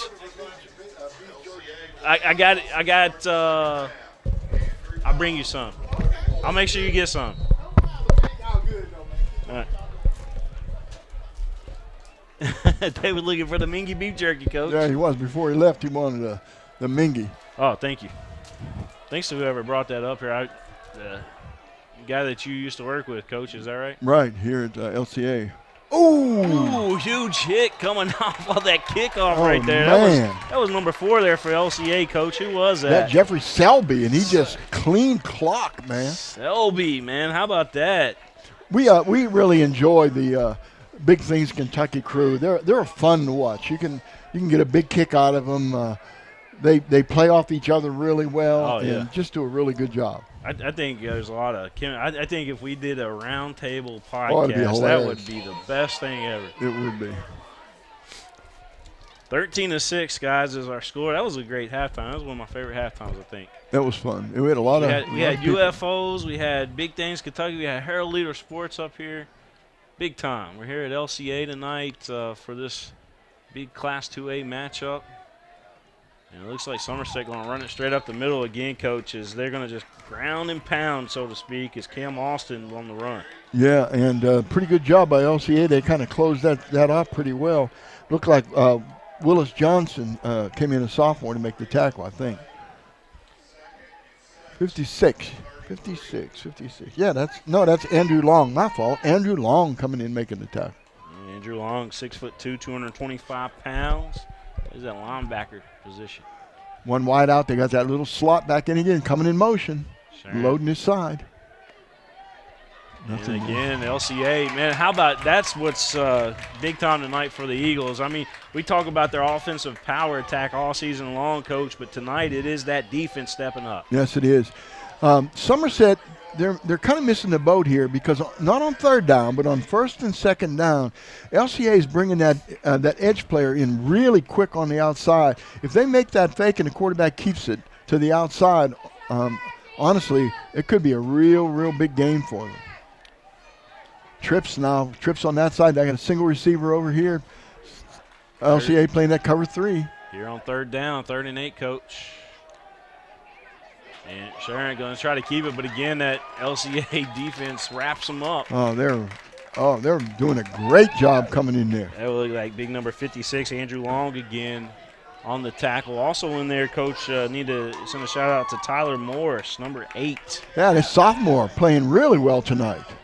Getting a lot of handshakes there from his fellow defenders there on the line, Coach. His fellow linemen, I should say. I guess if we say defenders, we're thinking Bryan Station. But those guys are excited. 2 returners back here, William. Yep.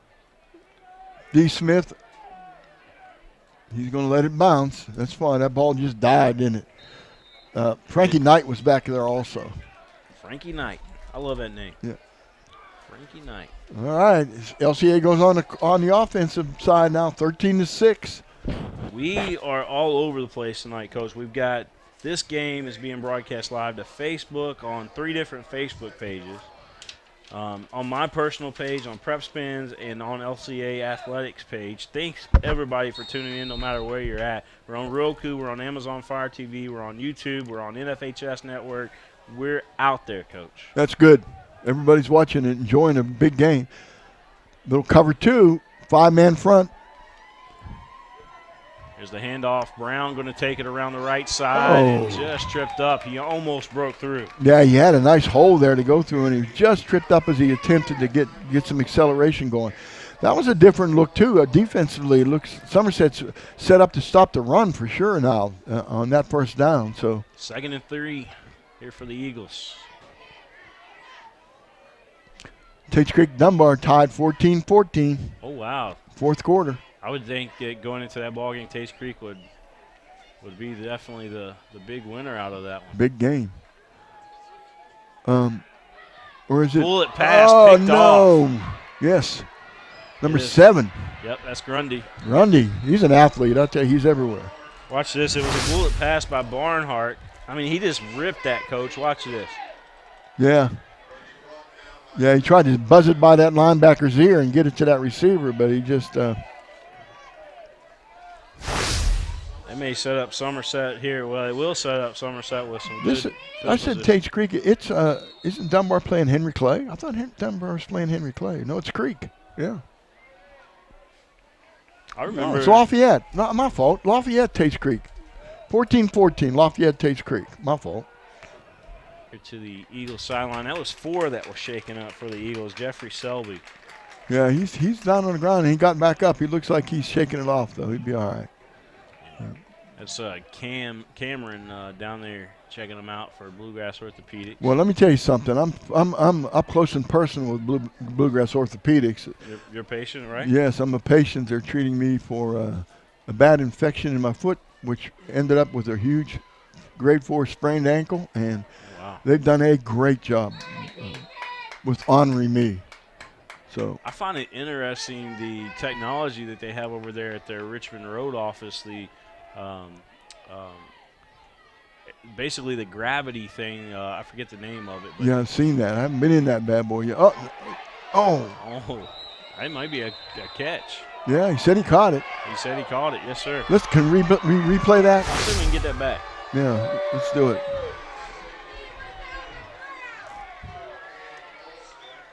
What do you think, Coach?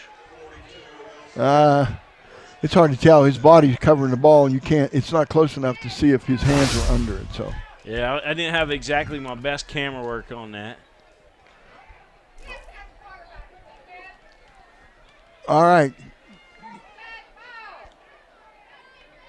They're really spreading the field now. Three wideouts to the right. Quarterback keep.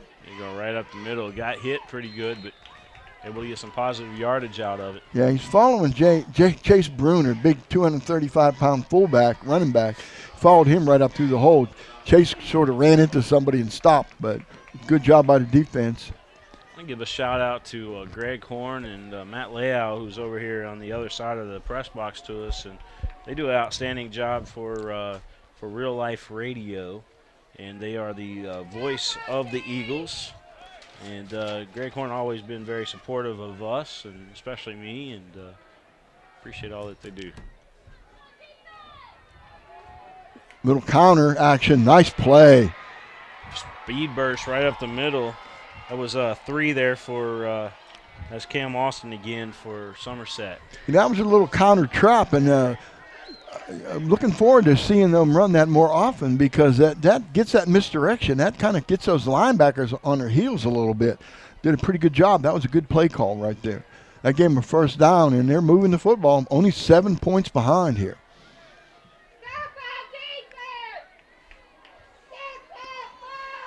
Shotgun got wide out right and left.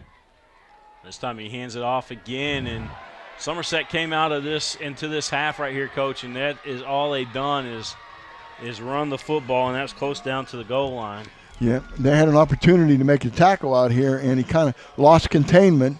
And LCA, one thing you have to do, if you're that outside defender, you got to keep your outside free and force that runner to come back inside. They said he stepped out of bounds at the 5, and that's Jace Bruner on the carry, by the way, Coach. Bruner's tough. Okay, here we go. You know, they're down on the 5-yard line. Now, just think, if they wouldn't have missed that extra point, they could take the lead here with a touchdown and an extra point. Yep. So we got 6:55 left to go here in this third quarter of play. They better look at that play clock. It's down to 6 seconds. 1st and 5 is they just get the snap off for the play clock. And he is in the end zone. Watson.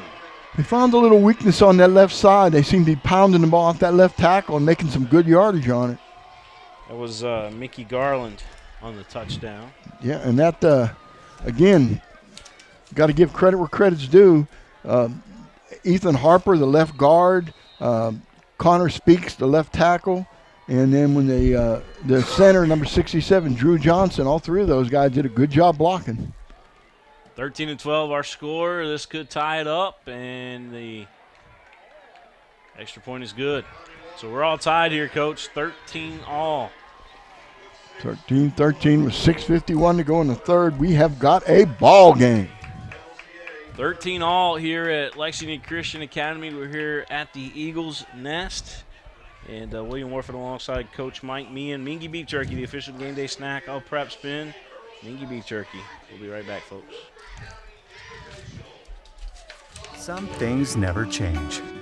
Like the sound of pads crushing against the equipment, the feel of cleats on fresh-cut grass, or the deep rest from a full practice. Another thing that never changes, the feeling of relief when the whistle blows for break.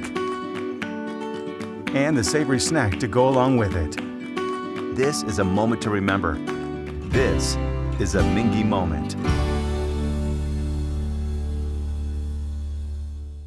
I'm on a fixed income. Credit cards help me balance the money that's coming in and what I need to live on. I've thought about bankruptcy, but how am I supposed to?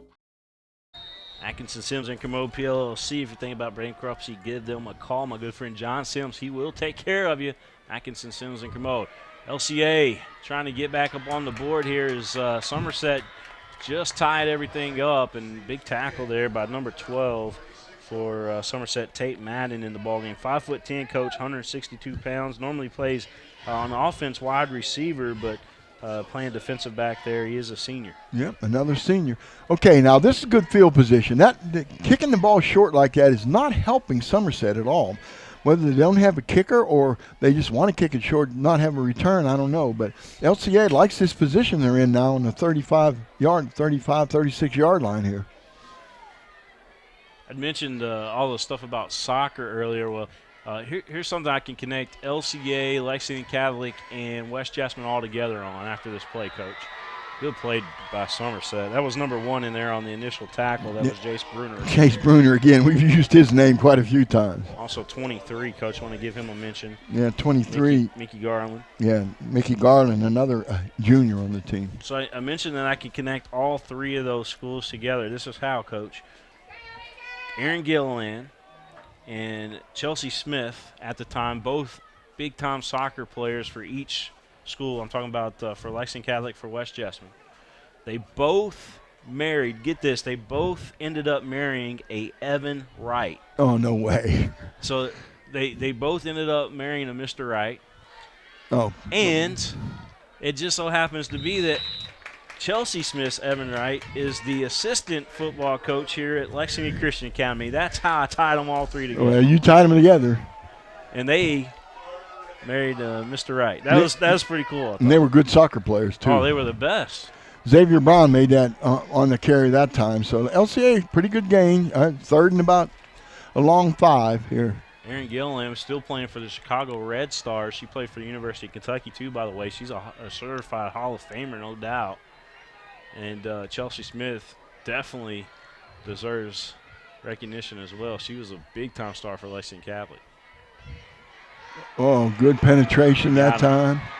That was 28, Coach, on the sack. Yeah, that was a nice job by Dylan Keith. 5'8", 208-pound junior, came in here really tough.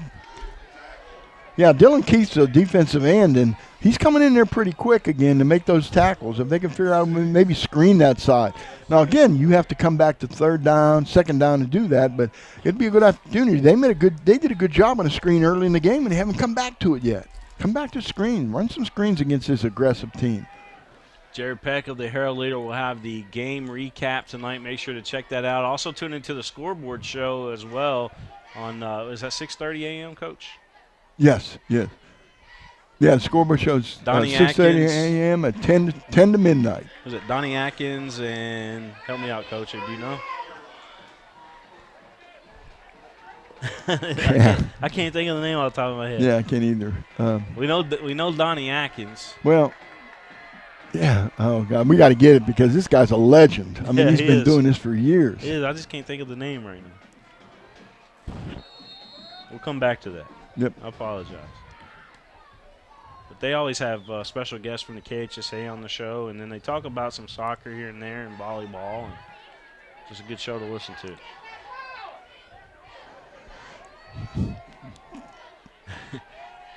All right, here we go. Sharon back to pass, and he's going to pull it back and run it. Put that ball away, Sharon. Yeah, I was going to say he needs to tuck it. It was still out there in the open, and LCA very good on stripping those footballs. No kidding. He's running that ball like just holding it in one hand.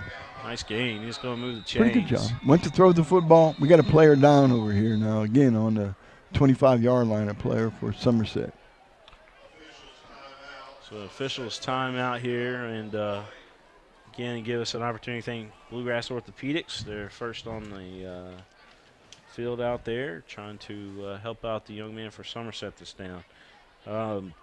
Coach, we're all tied up 13-all. In your opinion, we didn't get to talk much about this at halftime, but in your opinion, what does each team got to do? What's the keys now that we are at the half point of this ball game, a little past the half point. Well, I think LCA has realized that they could play physically with Somerset, and Somerset has realized that they can handle the passing game from LCA. They feel like they've got a good defensive game plan. So what we saw just happen, Somerset said, okay, fine, we're going to change our game plan. We're just going to power the ball, especially to the left side, load that left side, get that run going, and try to drive the ball down the field. LCA is a big play team sometimes. They've got to go back to the big plays. They've got to get the ball to their athletes, get the ball to Darius Smith, and get the ball to Xavier Brown, and maybe run some screens or middle crossing pattern, shallow crosses would be a good play here. Dump the ball as the guy's coming across the plane, gets to the open area on the far side of the field, dump the ball to him there. So I think LCA, both teams have realized they can play in this game, and it's going to be a tough game. It may come down to the last play of the game again, like they did in the regional finals last year. So it'll be quite interesting to see how both these teams adjust. Coach Mike Meehan alongside myself, William Warfield. And I tell you what I really miss about Gary Ball not being here. What? Not only his great play call, but he calls me the king of stream. I like that. Yeah, you are. You are the king of stream. That's exactly what you are. I like it because he mentions that to me about 20 times, 30 times, something like that a game. Yeah, he does a good job. Yeah, Gary's the best at play-by-play. He gives you could close your eyes and you would know exactly everything that's going on. Seen some good sportsmanship on the far side. Helping number 7 off the field for Grundy. That's one of their stars. If he can't come back in, that's really going to hurt them. It looked like he was just cramping, though. Maybe they'll get him some fluids and he'll be all right. Beautiful night for football. It feels like football weather out there. And lucky for us, it's not too cold up here, Coach. LCA is really taking care of us. Very comfortable. Very comfortable.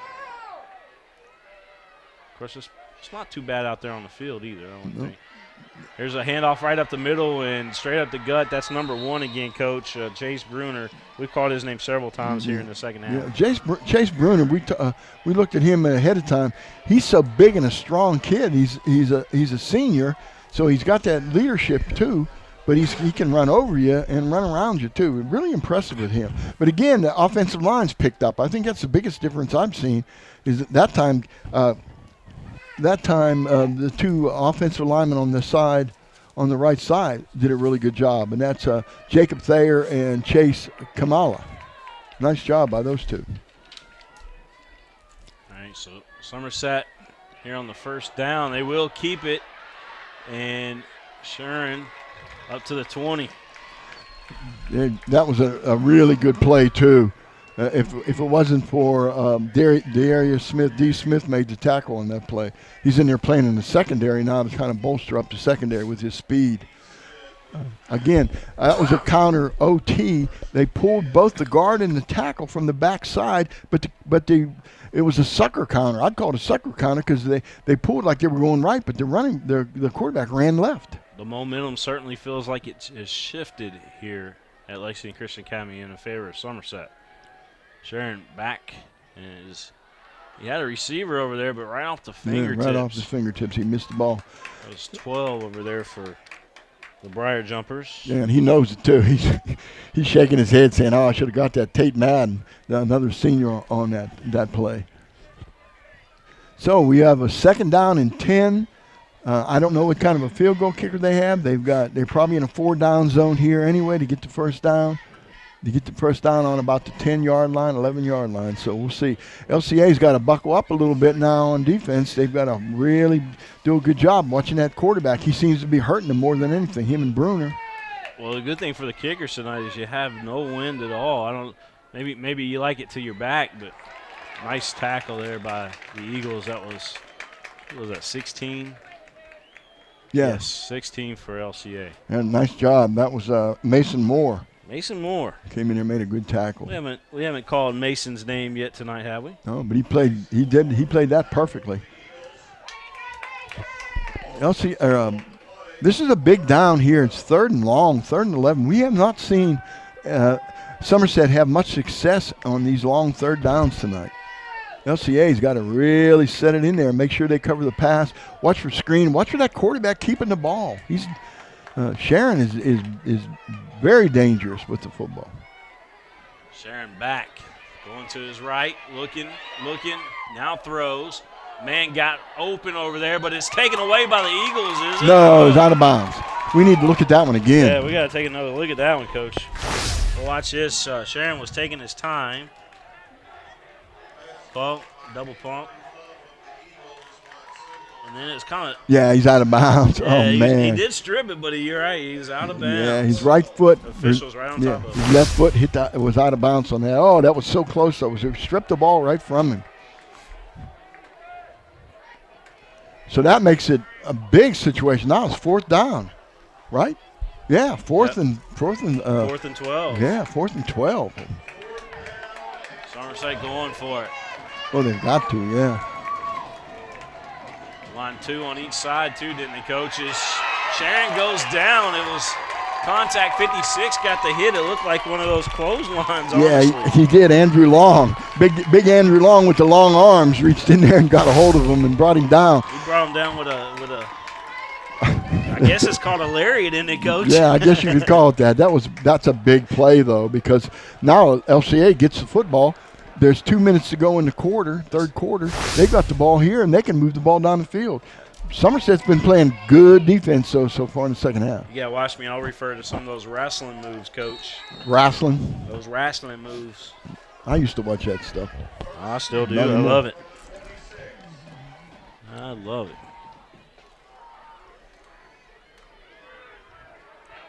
No, you don't want to cut back there. That's a good job of tackling. Set up on the inside. Brown on the carry there for the Eagles. And Chase Bruner again. We have called his name so many times tonight. You are watching this game live here on Prep Spin. William Warfield alongside the coach Mike Meehan. Such an honor to be able to do a game with you, Coach. We're having a good time. It's fun. I love it. King of Stream. All right, here's Barnhart looking over to the side and incomplete. It bounced out of his hands. He couldn't hold on to it. He's looking over to Xavier Brown again. LCA is not having much luck with this passing game right now. And again, they need to get some secure passes, some, like I said, a crossing pattern, a shallow cross, a screen, things like that give them opportunity to get the ball to their athletes and where they can run with it. We get some yak. Jaden back to, he's looking over to the sideline now. There's only 6 seconds to go, 5 seconds on the clock. Got to get a quick snap here. And he did not get it off in time, I don't think. He rushed it, so they got a procedure penalty, a little motion penalty against the offense. I think he saw the clock. He kind of got up there and rushed the play, and people were moving. So that puts him in a bind now, third and 12 or 13 yards. Those play clocks are pretty nice. Yeah, they really are. Playing man-to-man, playing double coverage on the front side here. Barnhart looking to pass. Darius Smith tried to come across the middle. Yeah, that's that crossing pattern. It's so good, maybe a dig pattern.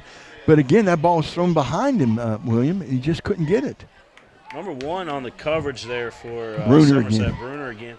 I mean, we've called his name all night long. Yeah, he's everywhere. He's a big, good, strong-looking kid, too. Well, we've had very few punts tonight. Now, Somerset's got 2 people back now to field this punt. Dobbs. That's not good. Didn't get a lot of it, did he? Nope. That hurts. That was the first time we've seen a bad punt from him all year. He went into that like rugby style punt there, Coach. Yeah. Sometimes what happens is when you do that and you toss the ball a little bit too close to your knee, too close to the top of your foot, your ankle, that ball rolls off your foot backwards, and that's what it looked like there. It looked like it had a little backspin on it. We are in a crucial situation, 13-13 with 58 seconds to go. Number 1 in 2A versus number 3 in 2A. Big time football game. You are. Oops. Lost my mic there for a second. Well, we have, again, a wide out. They split the tight end out a little bit further. I like his big tight end. There you go. Yep, he's open. Look at that. Nice spiral on the throw, Boom. and 30 in for the touchdown for Somerset. That's the tight end. I said they split the tight end out that time. They didn't leave me in tight. They split him out about 5 yards like an honorary split. He was not covered. He just ran straight down the field and was absolutely wide open. There's a flag on the field. Yeah, it was Carson Guthrie, coach, that was able to haul that in. Touchdown's good. After the play, dead ball, personal foul, Somerset. Unsportsmanlike, probably. Yeah. So it will stand. Unsportsmanlike on Somerset. That means that there will be a 15-yard penalty on the kickoff. So they've been kicking it short anyway. So LCA might get the ball in Somerset territory on the kickoff. 19-13 our score. I've never seen a player wide open like that. He was absolutely wide open. Extra point is up, and extra point is good. Makes it 20-13, Coach. All right, this is going to be interesting now. This kickoff is going to be short, and if LCA feels it, or they may kick it on the ground, because with a 15-yard penalty, that ball is going to be back there on the 25-yard line.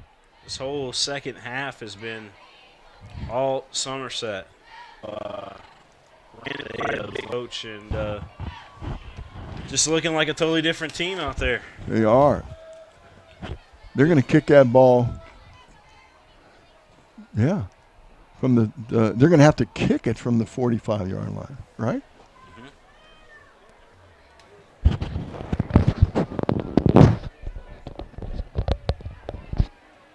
All right, so now they'll mark it off. See, they haven't marked it off yet. Now they're going to mark the penalty off. Now, yeah, right, to 25. Look at this. They're going to mark it back to the 25-yard line. LCA should get the ball. If with any luck whatsoever, they're going to get the ball in Somerset territory, only behind by 7 points.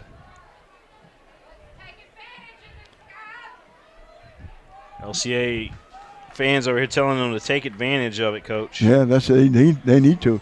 And the only thing that can happen bad is if they don't field the football. If they let it roll past them and have to get it. There, that's good. Vernon. And he's going to be taken down. And I take it back, not Vernon. That is number 2 there for LCA. That is Frankie Knight. Is that Frankie Knight? Yeah. Not related to Gladys Knight in the Pips, but no, Frankie Knight. Frankie Knight, not on mine. I got it starts at 3 on mine and goes up. Frankie Knight. I knew there was something special about Frankie Knight. He's not on my page. Oh, there you go. You got him over here on the side. I put him on the side because he couldn't get him on the top. You got him, Coach. My apologies. I wasn't looking in the right spot. Full house backfield handoff. I like this. Brown. You're going to give it to him. Yep, Brown's give got it to Brown. See, that's what you got to do. Give it to your athletes. Let your athletes do it. And this is fitting since Brown just carried the ball, but maybe you should give it to him and see what Brown could do for you. Thanks to our sponsor, UPS. Yes, that's right. The Kentucky Loop. The instant replay is wonderful. I love it. Now they're back to one back in the backfield. They're going to give it over here to Brown again. And like we said, what can Brown do for you? This is what he can do for you. He's going to take it to the house. Xavier Brown, touchdown Eagles. That's the way to do it right there. Give it to your athletes and get your athletes to run football. Take care of it. That was a nice job. Can we see that again? We will. Our friends at UPS Kentucky Loop going to love that replay. Yep. Watch this, Coach. Hey. Well, let's back it up a little bit. Yeah, back it up. Let's see Brown deliver the mail here. Brown says, I got a package for you. I was going to say he's delivering the package. He is. It's called 6 points, Coach. That's right. Bounce it outside. Breaks a tackle right there. Nice job. And then just uses the speed. Accelerates. Now they're going to go for the extra point.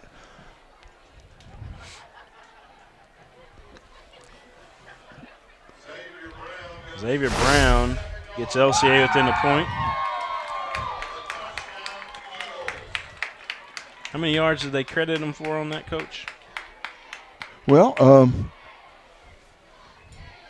we'll look at the replay again after this. Like 50, 55 yards, maybe? Yeah, it was quite a bit. Dobbs, extra point, good. So we're tied back up, Coach. LCA, it's got to make them feel a little good. Let's watch this replay again of Brown's run. Oh, sorry. So Brown bounces out. Right there, Coach. He had a man all over him, and then you see right there. 55 yards for the touchdown. Nice job. That brings him back in the game. We have got a barn burner here. This game's going to go right down to the wire. This is a good one. You're watching the game live here on Prep Spin. I want to thank Coach Mike Meehan for bearing with me tonight, and all you folks as well. As I realize, and I've said it already tonight, I'm not Gary Ball at all, and I don't pretend to be. He is the greatest. I tell you, he is the greatest. I hope he's listening out there so he can hear this. But we miss him. Yeah, he's amazing. I always get a kick out of it. Like, he'll have these sheets in front of him. I've got some in front of me. Mm-hmm. And by the second quarter, he's got them all memorized. He's got every number and who the players are. I'm still searching through sheets trying to find the right one, and it's just amazing. All right, Mingy Beef Jerky, the official game day snack of Prep Spin, and our title sponsor here on the network. We'll have the Mingy Beef Jerky Middle School Showcase game tomorrow night at 5 p.m. when Lexington Catholic's 8th grade team will be in action in the state tournament. LCA, I believe their 8th grade team plays tomorrow as well. Dobbs needs to get a hold of this one. Oh, no. Dobbs, again, kind of shanks it, but I think that was designed as LCA was looking for a quick turnover off of that score. I guess, but, I mean, if he's capable of kicking in the end zone, he needs to kick in the end zone in these games. Coach Doug Charles, the head coach here for Lexington Christian Academy. He's done a great job. He has. With this team. He's came in, and, the players really accepted him really quick because these guys all played for him, I believe, at the middle school level anyway, Coach. Right, yeah. He was an assistant here, and he has just done a wonderful job. Yep. Good man, good coach. Great guy, yes, sir. All right, Sharon. Hitch. Able to make the completion out on the right side. And fought his way to a first down, so pretty good job. Number 5. That's who that was. Yeah, it's Gilmore. Ricky Gilmore. I'm watching this big tight end again. He's the one that's caught the pass for the touchdown. This man is all over the field. And I mean man. I mean the word man. You got Coach, look up and down that roster there, but you got 3 different Gilmores on this Somerset. Yeah, I think they're twins and then another one, I think. You got Dorm, you got Ricky, and you got, who's the other one I'm missing there? Jordan, I believe. Yeah, there's a third one.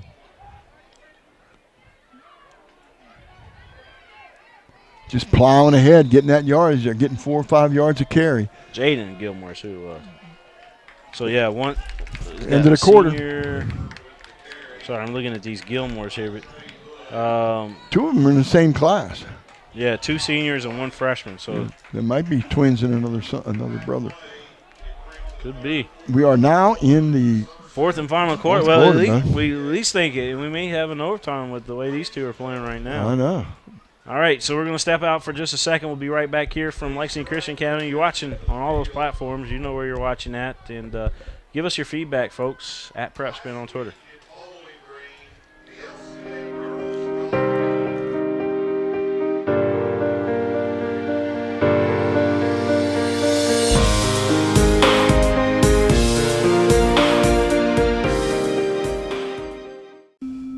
I work really hard, but I'm struggling to pay my bills on time. I've gotten pretty far behind, and I don't know what to do. Is this happening to you? We're Atkinson, Sims, and Kermode. Bankruptcy could be your best solution. We're here to give you a fresh financial start. Start your bankruptcy for as little as $78 now. The consultation is free. In Lexington and now in London. By the numbers. Didn't get it on air, but the Lexington Christian Academy girls golf team, back-to-back state champions. That's pretty cool, Coach. That's pretty cool. All right, LCA is in that 3-5 look, it looks like, again, playing zone all the way across the field, trying to keep everybody underneath them. Nice pass out there across the middle. Jace Bruner again. Bruner. He's a star, I tell you. Stud out there, Jace Bruner. Another senior. I tell you, he can play at the next level. I hope somebody's looking at him out there because he can definitely play at the next level. LCA needs a bucket of chin straps here because it's LCA or Somerset. The Briar Jumpers have got something going now. I'm with you, Coach. I think you know, when on those kickoffs, I think you kick it deep, especially when you got a leg like Dobbs there. Yep. There's that counter trap. Oh, yeah, number 3 there for Somerset all over it, and he's going to be caught from behind finally by De'Arius Smith. But if it wasn't for the quickness of De'Arius Smith, that guy's got 6 points easy. Yeah, they're running the counter now, and LCA is kind of falling for the counter trap action, getting the trap blocks, he's getting them pretty good, and then they're running inside the trap block. So Cam Austin again, Coach. Again, notice which side they're going to. They're going to their left side, just doing a really good job. Left side, have you exposed a weakness in this LCA defense, Coach? Have you? And yes, and a strength in the offense. This is going to be left side again. Yep, left side again. That's Jace Bruner that time on the carry. Yeah, and again, they're going to number 50, Connor Speaks is the left tackle, 5'11", 208, and very quick. And then the big guy, Ethan Harper, over there on the left side, is 6'3", 290. So quick, too, this Somerset team to get down the field. LCA gave them really, really good field position, and Somerset's capitalized on it this trip. Another handoff, left side again, and walking it in the end zone, Bruner. Yeah, they've found the weakness, and they've exploited it. They're just about 3/4 of the plays they're running. If they're not throwing the ball, they're going left. So pretty good job out there blocking on the left side. What do you do if you're LCA on that? I mean, you got to have somebody step up on that left side, don't you, Coach? Yeah, you do. You got to come on that play. It was an outside play. You got to have a guy come across. The temptation is when they're running off tackle on you is to have that edge player come down hard to make the tackle. Then they run outside you. So no, you got to play your gaps and play your job. That's the one thing about football. You have to do your job. Mm-hmm. Can you make it? Extra point is good. Now that brings us to 27-20. Somerset with a lead as now we're back and forth here at Lexington Christian Academy with 10:40 left to go here in this ball game. Well, at least in regulation, it's 27-20. Somerset with a lead on LCA. This might be one of those games when whoever has the ball last wins the game because they are really just alternating scores now. I want to give a shout-out to all the people watching tonight. There's a lot of people on the Bluegrass Preps website. Give them a shout-out for plugging the broadcast tonight between number 1 and number 3 in the state. And appreciate you guys up there. Northern Kentucky tuning in. That's good. Also, my buddy in Pittsburgh, Dennis, he was watching. I don't know if he's still watching or not, but he said, boy, that play-by-play guy's pretty good. That's Yeah. He wasn't talking about me, Coach. Yeah, he was. He must have been listening to a baseball game the other day because that's my wheelhouse. All right, so here we go. Somerset to kick off after scoring the go-ahead touchdown. Oh, no, not good. LCA kind of bobbling it back there just a little bit. That was Selby. That was Knight, Frankie Knight. Yeah, Knight picking it up. That was a hard ball to handle, and I think that was the object of that kick was to get that ball rolling. It would be tough to handle, and it was. Knight picked it up and got what he could. So, well, Somerset doing a good job on those kickoffs. I mean, they're not giving LCA very much field position at all on their kickoffs now. No, and LCA has an opportunity now. Get down the field, maybe take some time off his clock, and I don't know, shoot for. Maybe they'll go for 2 if they get down there close. and scored. We've seen that, 3 or 4 times now on the network. Ball dropped, Barnhart on it. Yeah, he dropped the ball and just got on. And smart thing. That's one thing about Barnhart. He's really smart. A lot of quarterbacks in a situation like that, what they want to do is try to pick it up and do something with it. Mm-hmm. No, when you fumble the ball back in your backfield, excuse me, just get on the ball. It's going to bring up 2nd and 11 from the 19, Coach. Barnhart back in shotgun again. Yeah, they got a pistol formation. Fakes the handoff, coming over to the left side to throw. He's got De'Aaron Smith. Can De'Aaron Smith use his speed here? He's caught. Did a nice job of turning inside, but he almost broke it, but guess Bruner's there to make the tackle, and Bruner is there all the time. Got the first down. Yep, that's a big play. Go ahead and run those. Let's run a screen. Let's run a little hitch again. Get the ball short. If you're going to go deep, you're going to probably have to go to number 20. So first down. Xavier Brown. Calling Xavier Brown, yes, sir. Barnhart it's going to be double reverse here as they throw it now downfield. It was well overthrown, but it was also well covered down there by Somerset. Very well covered. They're congratulating each other. Number 9 for Somerset. Yeah. And Bruner, of course, but number 9 is Gilmore, yeah. Chaz Gilmore. There's another Gilmore on. He's a senior too. Maybe they are triplets on this team. I think they are. Yeah, Chaz, Ricky, Jaden. Yeah, that was actually it was number 7. Grundy was in on that. Grundy's back in the game. It was good to see him. He was shaking up. Barnhart. It's a hard runner. Yeah, he is a hard runner. He'll run over you too. We saw him do it many times already this season. Well, that's going to make it 3rd down and maybe 3. Do you preach that to your kids? You know, when you're running the ball, you either hit or be hit. Is that how it is, Coach? Yeah. You want leverage. That's the key. Get the leverage. Get lower than the tackler if you can. If you're trying to run over somebody, it also allows you a little spin move. They're going to have to measure this one.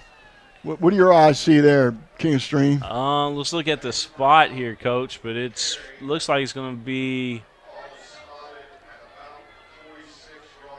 Coach, I think they're short by an inch.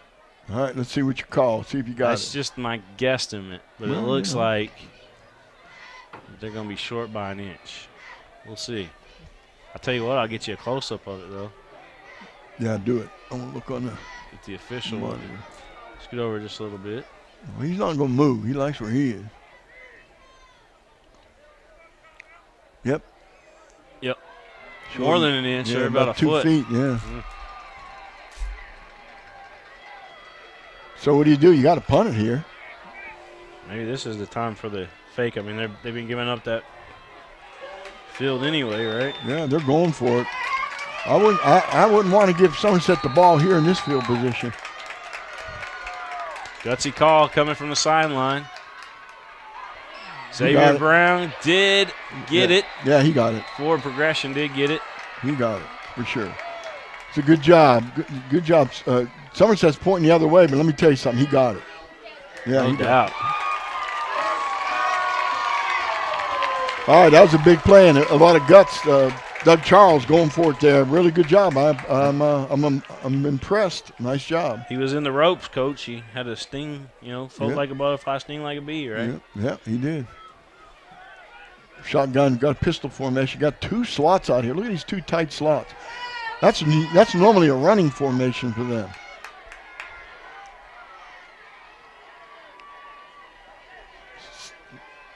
Barnhart calling for it. It was a high snap. Yeah. He does start back here to Brown. Brown to the left side, trying to make it to the side. He does get out of bounds, Coach.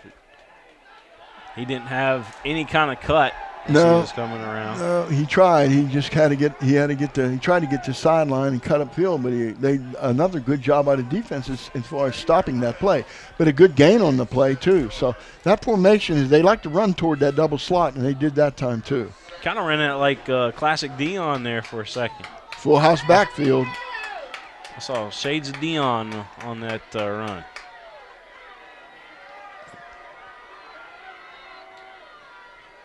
Long snap. Another handoff here to Brown. Brown gets past one tackle, spins almost out of another one. But yeah, they're doing a good job of using Brown now. They're getting some good blocks on that right side over there. Tate Madden was able to bring them down barely, though. Yeah, Grant Vaught and Drew Long over there getting some good blocks along center. Trey Hood, nice job over there by LCA blocking. We're watching the game live here on Prep Spin. It's William Warfield here and Coach Mike Meehan.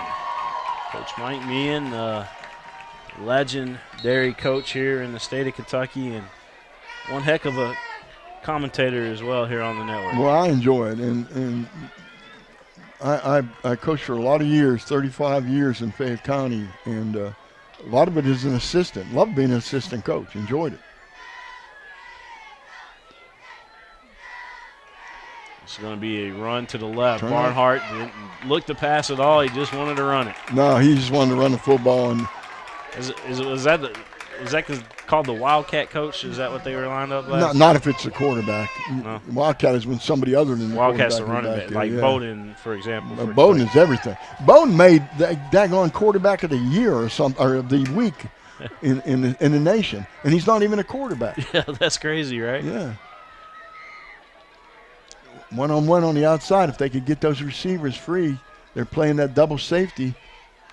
They fake to Brown. Barnhart will carry, and Barnhart with a stiff arm going to get them a few more yardage out of it. They still got a hold of his face mask, and finally a flag comes out of there. But they had a hold of him, Coach. They did. We'll see that again on the replay. They brought him all the way down to the grass there. Yep. He's got his face mask right there. Still got a hold of it, twisting it. Yep. Well, a lot of times your hand gets stuck in there. Let's give him the benefit of the doubt that he wasn't doing it on purpose. Their hand gets stuck in the face mask, and there's not a whole lot you can do. Well, I'll tell you what, Barnhart didn't like it at all. He got up kicking. They called a penalty against both teams. Barnhart kicked him, I believe. That's why it was. Yeah. So they called against each team, which negated the penalty totally. So it's a first down, 1st and 10 now for LCA with 7 minutes to go here in the game, and I'm telling you, it could go down to the wire again for these two teams.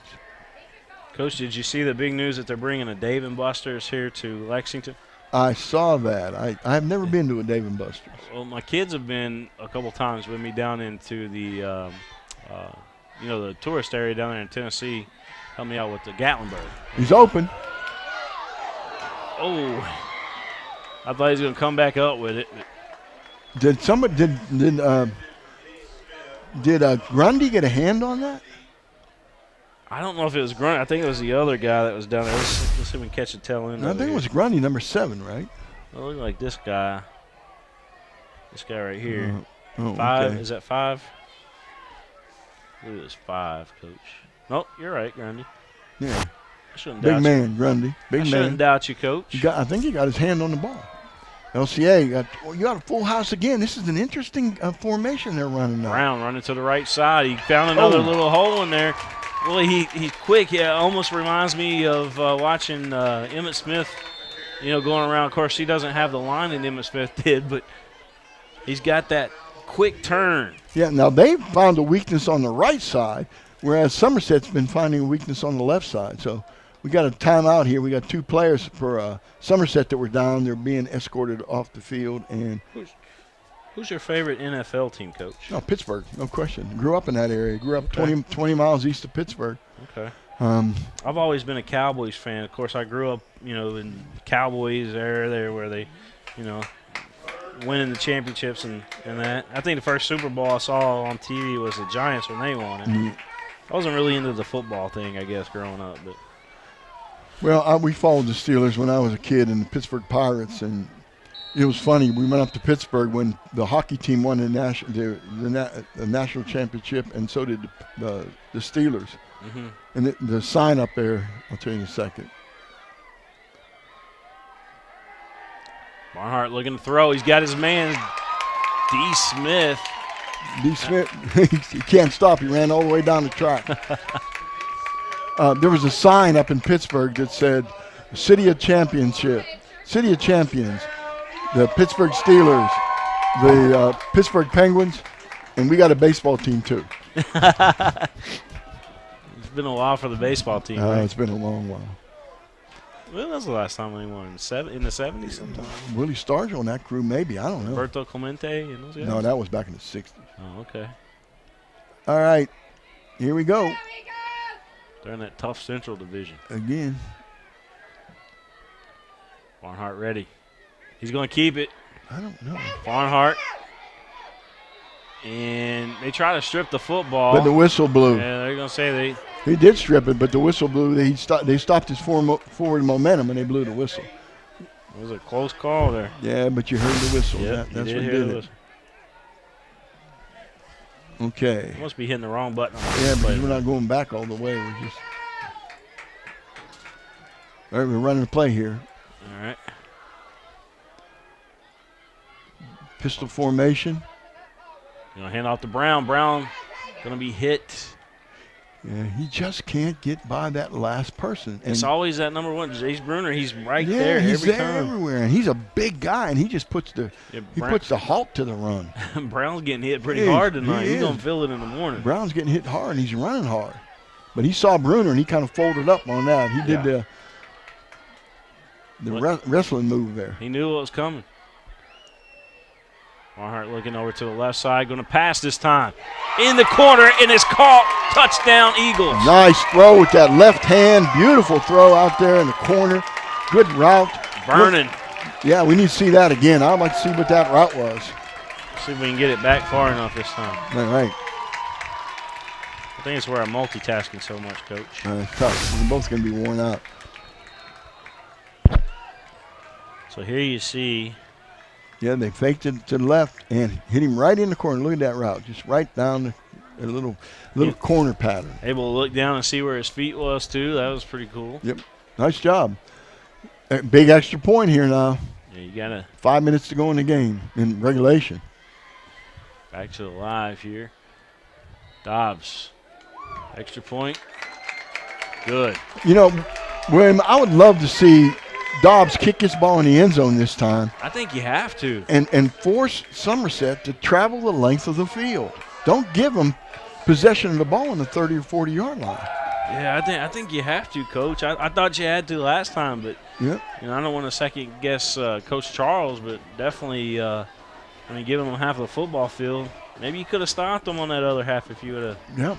Yep, wear them out. It's hard to go the distance from the 20 on down. You are watching the game live here on Prep Spin.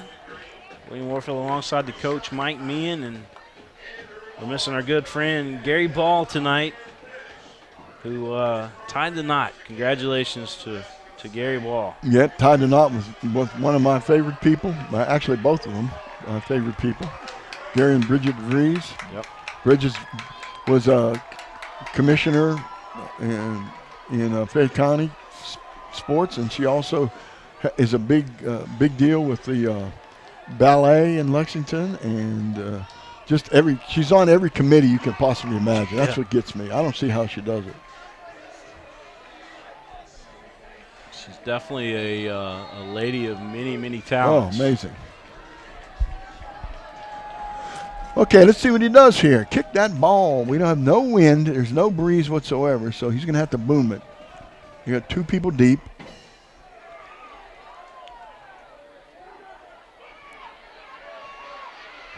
Missed the tackle. We had him back further. It was number 3 there, Cam Austin, on the return there for Somerset. But this is good, though, for the Eagles. I mean, you kick it deep. Probably not as deep as Dobbs could kick there, but, I mean, you'd rather put them on the 20 than you'd rather put them on the 40, right? Yeah, they're fine. They're fine right where they are. They're good.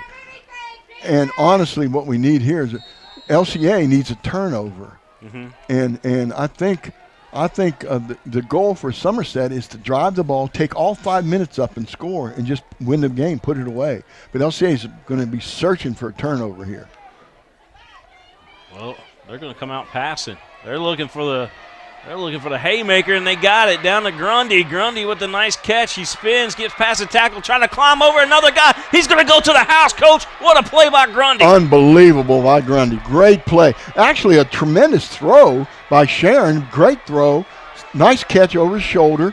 And then breaking the tackles at the end. You've got to lock up on a guy like that and make the tackle. Super job. Way to go to the passing game for the big man. Nice job. Wow. Yeah. You got to admit that Sharon, nice throw. Kaya Sharon, the number 11, the junior, just great. They say he's really accurate with the pass, 70% completion record before this game. And that's pretty darn good. We're going to take another look at that after this extra point attempt.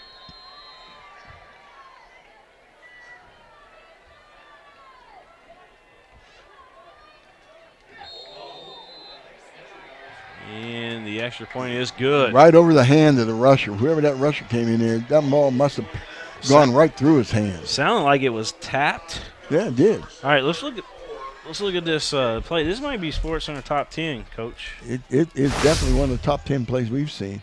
Watch this. Nice throw. Look at this throw. It's a 20. This is what made it so special. Yep. Boom. Broke that tackle. Lock up. Steps over the man. He does and keeps his balance. Look at that tremendous balance. Wow. Really nice job. Nice job. What a great play. Yeah. Grundy from Sharon.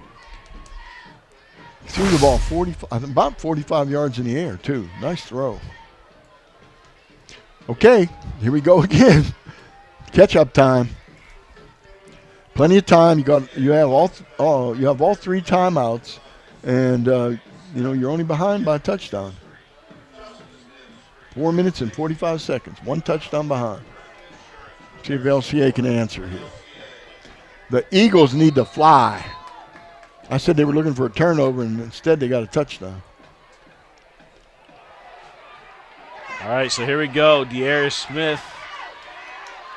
You almost, if you're the Eagles, I mean, you're still in a good position, though, because you could score here as we got a flag toss. Yeah, hit him out of bounds. Yeah, a little bit. It wasn't really any big deal, but Smith has got so much speed. All you do is bump him, and he just flies out of bounds. So LCA could manage the clock, score down there, and then go for the win. With they the two. could. And you heard early in the week, Coach Charles, with some of his comments that were put out there. This isn't a bad loss for LCA if it does happen that way. It'd be a great win, but it's not a bad loss because they are a quick team on those turf fields. Yeah, he feels like that they get down on Somerset on that new beautiful turf field, their speed would really show up. And they're showing tonight that they can certainly compete. Oh, they're in a position to win this football game. They just got to can't give up the big play like they did on that drive there. 50-yard touchdown pass. It could be Sports Center top 10. I'll have to get that out there. All right, so here's Barnhart. Going back to the well too many times with that keep. And honestly, if you take a look at Xavier Brown, he's out there looking like, why didn't you give me the ball? I had the corner. 34-27 our score. 4:20 left to go in this one. 2nd and 9 here for the LCA Eagles. They have to score this trip. They do. They can't give the ball over to Somerset. Barnhart back. Now they gave it to him. Brown. Quick burst of speed, close to a first down. Yeah, he has great acceleration, William. Just a really good job. When he turns upfield, he puts it in another gear. Got 6 on that carry. Yeah, after he gets past that initial, after he gets right at the line, Coach, it's just he plants his outside foot and just turns it on. They're in that full house backfield again. I'm really interested in this backfield they've been running. Of course, Somerset piles the line of scrimmage up too. This time Barnhart going to keep it. He did fake over to Brown, and the defense kind of went that way, but then the guys that were in the middle figured out Barnhart still had it. It is good for a first down, though. It is good enough. So the Eagles will move the chains, and they are still in a great spot with 3:21 left to go in this one. Now they got 2 wideouts out. They're tight end. A little slot back here. I don't think you want to score too quick. What do you think? No, well, if you're going to go for 2, you want to just take as much time as you can. This time they're going to hand it off, and Ooh, big hit. Big hit. That was number 4, Shelby again carrying the football. Jeffrey's got hit a few times today, I'm telling you. Shelby, a sophomore. He is a heck of a basketball player, too, by the way. He's going to be one of those guys you can hear about this year for basketball. As an 8th grader, he was phenomenal. We really didn't see him last year because he was, on the freshman team. You don't ever see the freshmen play, and a lot of times you don't see the sophomores play. So LCA's got a good basketball program, too. They do. Trips out here. Barnhart Nice. plays a pass. Got his man Vernon. Vernon going to go to the house. Could that be a mistake, though? Did LCA score too quick, Coach? It's possible. It is very possible. See, now with 2:25 to go, you probably don't want to go for 2 here. You probably want to go ahead and kick it and then just try to play defense and get the ball back quick. Because, I mean, we're under 2 minutes. You got Somerset scoring. You got LCA scoring in that time frame. Yeah. Game time minutes. Is Dobbs in? Dobbs isn't in. Dobbs is not in. The LCA going to go for it here. This is a gutsy call coming from the sideline. Now, you know the onside kick's coming after this. If they don't make it. Yeah. Both teams have 3 timeouts, so. Barnhart going to keep it. He's going to be in for the 2-point conversion. Gutsy call. Unbelievable. Like gutsy call by Coach Charles. But you set that up saying that he talked about it before. He's willing to take chances. So I like it. But you also said score too quick, and that could possibly be it. 2:25 to go. They've got all 3 timeouts. The crazy thing about that is I'm so used to seeing that, not out of Coach Charles, but when we first started, we were doing a lot of East Jessamine. Coach Mike Boland does that all the time. Yeah. Can we see that again? Yeah, absolutely. Run that back. Let's look at a touchdown. That's a big 2-point conversion. Walk us through it, Coach. Yeah, quarterback's getting that ball. He's going to make that fake to the back coming across the fly sweep, and he just turns upfield, and there's nobody there. There was a really good block on that side to open up that little hole. Showed a little muscle after that. Yes, he did. Yes, he did now. They know where the camera's at tonight, don't they? I've seen a couple of them do that here this evening. I figured they were going to go ahead and score, if you think about it, a 2-point conversion because what happened last year. I mean, Somerset stopped them on the 2. That time they went ahead from the 3 and got the 2-point conversion. But King of Stream, 2:25 to go with a good football team getting the ball. A lot of time. Now I'm curious if they have a field goal kicker. Because if they can even get down there close, we've got all 3 timeouts. We know LCA does, but we talked about it all night. We haven't seen a field goal kicker from Somerset yet. Maybe he makes a surprise appearance. Who knows? Who knows? But where the pressure really is on both teams, but defensively, LCA is under some pressure here. Good kick. Oh, and his bobble do as well. That's not good sometimes. It worked out that time, though. It worked out for LCA, yes, sir. 15-yard line. They got a long way to go. Getting down there for the tackle for the Eagles, number 4, Coach. I'm looking for my LCA roster. Yeah, that was Selby, Jeffrey Selby. Selby, okay. Number 4. Oh, here he is. I thought it fell out the window there for a second. No, we got it. Number 3 there for Somerset, that was Cam Austin. That was trying to. He kind of bobbled the ball in the kick. Yeah. Do you think LCA is going to play back on those receivers now? I mean, I think you have to play safe, right? Yeah, they don't want to get beat deep again. Number 2 over here for LCA. Respect the run, but play safe, right? Yeah, Frankie Knight's got a chore over here on the slot. Oh, he's going in motion. Look for that tight end, Frankie. Don't leave him. Eagles with a sack. Football. I was going to say that football was close to coming loose. He was already down. Yeah. 23, Coach. 23 for LCA in there on the sack. Thomas White. Yep, nice job. Yeah, that's big. That puts him behind the sticks. Big time play. Under 2 minutes, so we're under the 2-minute warning here. They got all 3 timeouts, and they can stop his clock. They want to try to get. They're going to have to go for a big play here.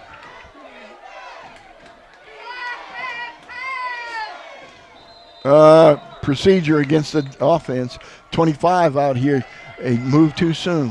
Yep. That's Gilmore. Right. Gilmore moved a little too quick. LCA wins this ball game, you almost have to put them with the schedule that they've played and the wins that they've compiled, and a close one down at Bellevue. You had to put them in the top 5 in the state, I would imagine. They would be up there within the top 10. They're going to give a lot of leeway to teams like The big schools, right? yeah, Frederick Douglass and Trinity, and St. X, and Mayo, and all those.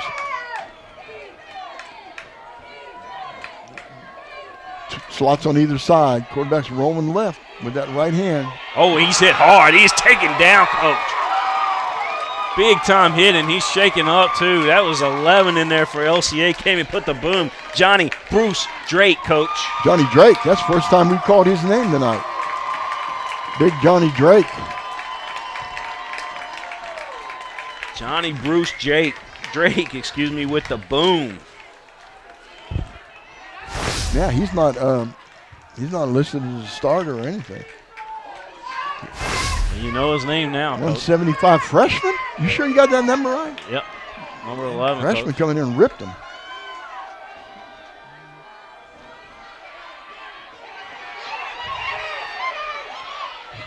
Ooh. Underthrew it. Incomplete. Yeah, underthrew it. He had him though, didn't he? He did. Let's look at that. Look at that tackle again. All right, so here we go. This is that play that we believe Drake was the guy. No, I think it's 56. No. 41. 41, that's who it was. 41. Okay, 41. That's LeBrec. Yeah. I apologize. That's LeBrec. Way to go, LeBrec. I was telling the future, though. Yeah, LeBrec's their leading tackler. I think he's got like, what did I say, 29 solos or something, 19 solos, something like that. Well, the Drake kid Johnny Bruce Drake got a nice, he's going to go back and listen to it, just clip out the audio. Yeah. That's what he needs to do. Gary Ball wouldn't have fumbled that. I fumbled that. My bad, LeBrec. Yeah, you know, sometimes you can't recognize the difference between a 4 and a 1, but you know. I didn't. I was for sure it was double sticks going in there after. You talk about a situation where you're back in the hole now. Holy mackerel! This is a tough situation right now. Wow. And Somerset has no other option but to make something happen here. 4th and 23. Maybe a screen. Probably the best bet would be get the ball to your athlete in a screen pass maybe. Because they're not having any luck blocking anybody. They're going to run the. Didn't make it though. Nope. They tried to flea flicker. That's going to give the Eagles the win, Coach, because they're going to be able to just take a knee now. Right. Yep. Undefeated no more, Somerset, after this. Yeah. Good game. I'm pretty, really good matchup. They tried the old hook and ladder that time and just couldn't make the yardage. We've seen a couple good hook and ladders over the years. We've seen some good ones. That one down at Boyle County, you remember that one, Coach? That was awesome. That was a great one. I saw one in high school where they hook and laddered it to the wrong person.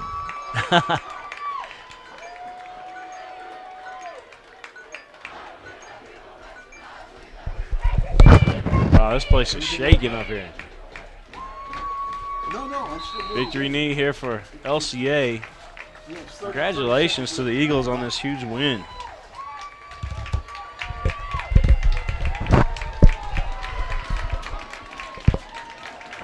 I believe that's going to be it, Coach. You just let the clock run down here. Something must have happened in the Tates Creek game. Oh, yeah? Well, because it's 2 minutes to go in the game. 34-20 Creek. 34-20 Tates Creek. Ah. And those games start at 6:30. Yeah, because it was. Well, congratulations to LCA on that big win, and it was a big win. Huge. 2 evenly matched teams, good sportsmanship, really good game both ways. Both teams really performed well. Final here in Lexington. where the Lexington Christian Academy Eagles have defeated the previously undefeated Somerset Briar Jumpers. And we're going to put the let me get this on here. Wish we had some stats for you. We just didn't get any stats tonight because I would love to see what the stats were for both of these teams as far as running the football, because LCA will post those on social media tonight. I know that. We'll have to take a look at that then. But this was a huge win. There's a picture of Bruner on shaking hands there at the beginning. Yeah. On the front of look at him. He is a man. Huge guy. Oh, he's Huge big, guy. strong. Good sportsmanship by both teams. That's one thing I like about these games. These teams respect each other. It's none of that, I don't like that team, I don't like them. It's we respect them, and just a great job. Yep. Who should we give, well, I mean, we don't have the stats in front of us, but based on what we saw tonight, who should get the star of the game? Crown Trophy star of the game. Well, I don't know. Maybe Smith. Okay. Quarterback did a good job, but I think Brown did a pretty good job. Brown did a good job. Brown did a good job. I don't know. I wish if we had some stats, it would help. Yeah, let me see, man. Yeah, and let me just ask real quick and see what we come up with. All right. Okay, we're here. The final score, 35-34. LCA scored with just 2 minutes and some seconds to go, and showing a lot of courage, a lot of guts. They went for two, made the 2-point conversion on a run by Barnhart, and that made the score 35-34. Played great defense at the end, backed up Somerset back into the end zone. Actually, they tried a hook and ladder over there at the last play. It wasn't successful in getting the first down, and LCA ends up winning at 35-34. All right, well, huge victory for LCA tonight, and check out the little heart that they got going out there.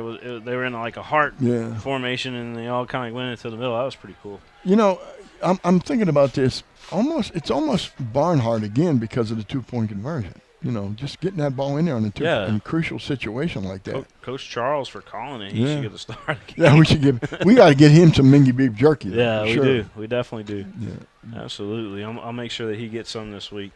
Well, Coach, any final thoughts before we head off air? No, we thought it was going to be a good game. It was a really good game. It was really close and a low-scoring game for the first half. Yeah. And then in the second half, they each found weaknesses. Somerset found the weakness on the left side of the offensive or defensive line. The LCA found the weakness on the other side, and basically they put the points up. Coach Charles did a gutsy decision, going for two. But William, you kind of said it, that he made a statement that, you know, he's willing to take chances because he's okay if they have to play in the district or in the championship down there in Somerset. So it looks like, you know, Somerset continues to be on the winning ways that they are other than tonight. It looks like that they will most likely meet again here in the playoffs. And that'll be another barn burner, I'll tell you. Two good games. Barring injury. Now, Somerset was without their best running back who broke his leg early in the year. I heard that, yeah. And, again, he was their power guy. So they had to change what they're doing a little bit. But, again, they can't be ashamed of anything they do. That last pass play that went about 55 yards for a touchdown or so, tremendous play. So sore subject around here, but I got to ask you, Coach, because, you know, you got to think about this. Burton and Parks, if they played for LCA still, because they're over at Douglas now. Yeah. But if they were part of this team, how much better would this team be? Well, the city would be better because it would be more even because all those kids from Bryan Station, Henry Clay, and whatever. Now Parks was given his All-American jersey today. Yeah, that's right. Yeah. Wow. But I have to tell you, there's nothing illegal about what they're doing. Oh, no. People have to understand that. I mean, Coach Landis is a really good man, and he's a very, very good coach, and they took advantage of a situation, and that's the way it works out. And I'll pose the question because how good LCA is, how good Douglas is, how bad would Douglas be without those guys, but then how good would LCA be with them? Yeah, it would make a big difference. And in all honesty, I mean, they both are great teams this year. Yeah, they're both great teams anyway. It worked out. What the heck. And what you have to do is you have to go on. You just don't worry about that stuff. You play with who you have. I think probably Bryan Station maybe Brown Station, Henry Clay, they were hurt worse than anybody Yeah, they were. in those Yeah, things. well. So, but again, new school. When I first got the job at Dunbar, we ended up getting some kids from Lafayette and 1 or 2 from Brown Station. And, we got accused a lot of that. Oh, you took our team and so on. But we got the JV kids. That's what we got, because they had the choice to stay where they were, and those teams were doing well, so they stayed there. And so that first year over there, we were 0-8. We only played an 8-game schedule. And second year, we made the playoffs, believe it or not. But our first round of the playoffs, we played Clark County that was undefeated and won the state championship. So they kind of abused us in that first playoff game. That was a rude awakening. Yeah. But when you lose players, when you build a new school, stuff like that happens. You just have to deal with it. So. All right, Coach. Well said. All right. Well, Coach Mike Meehan, appreciate you bearing with me tonight. I know, like I said, I'm not anywhere as near Gary Ball. He is the best that there is in the state, no doubt about it. And I'm even more convinced tonight after having to try to fill in here. So, yeah, you did all right. You did a good job. We enjoyed it. We talked to some people at halftime. We had a great halftime. Yeah. And good job. All right, Coach Mike Meehan. This is William Moorfield saying until next time. Thanks everybody for tuning in, and so long, everybody.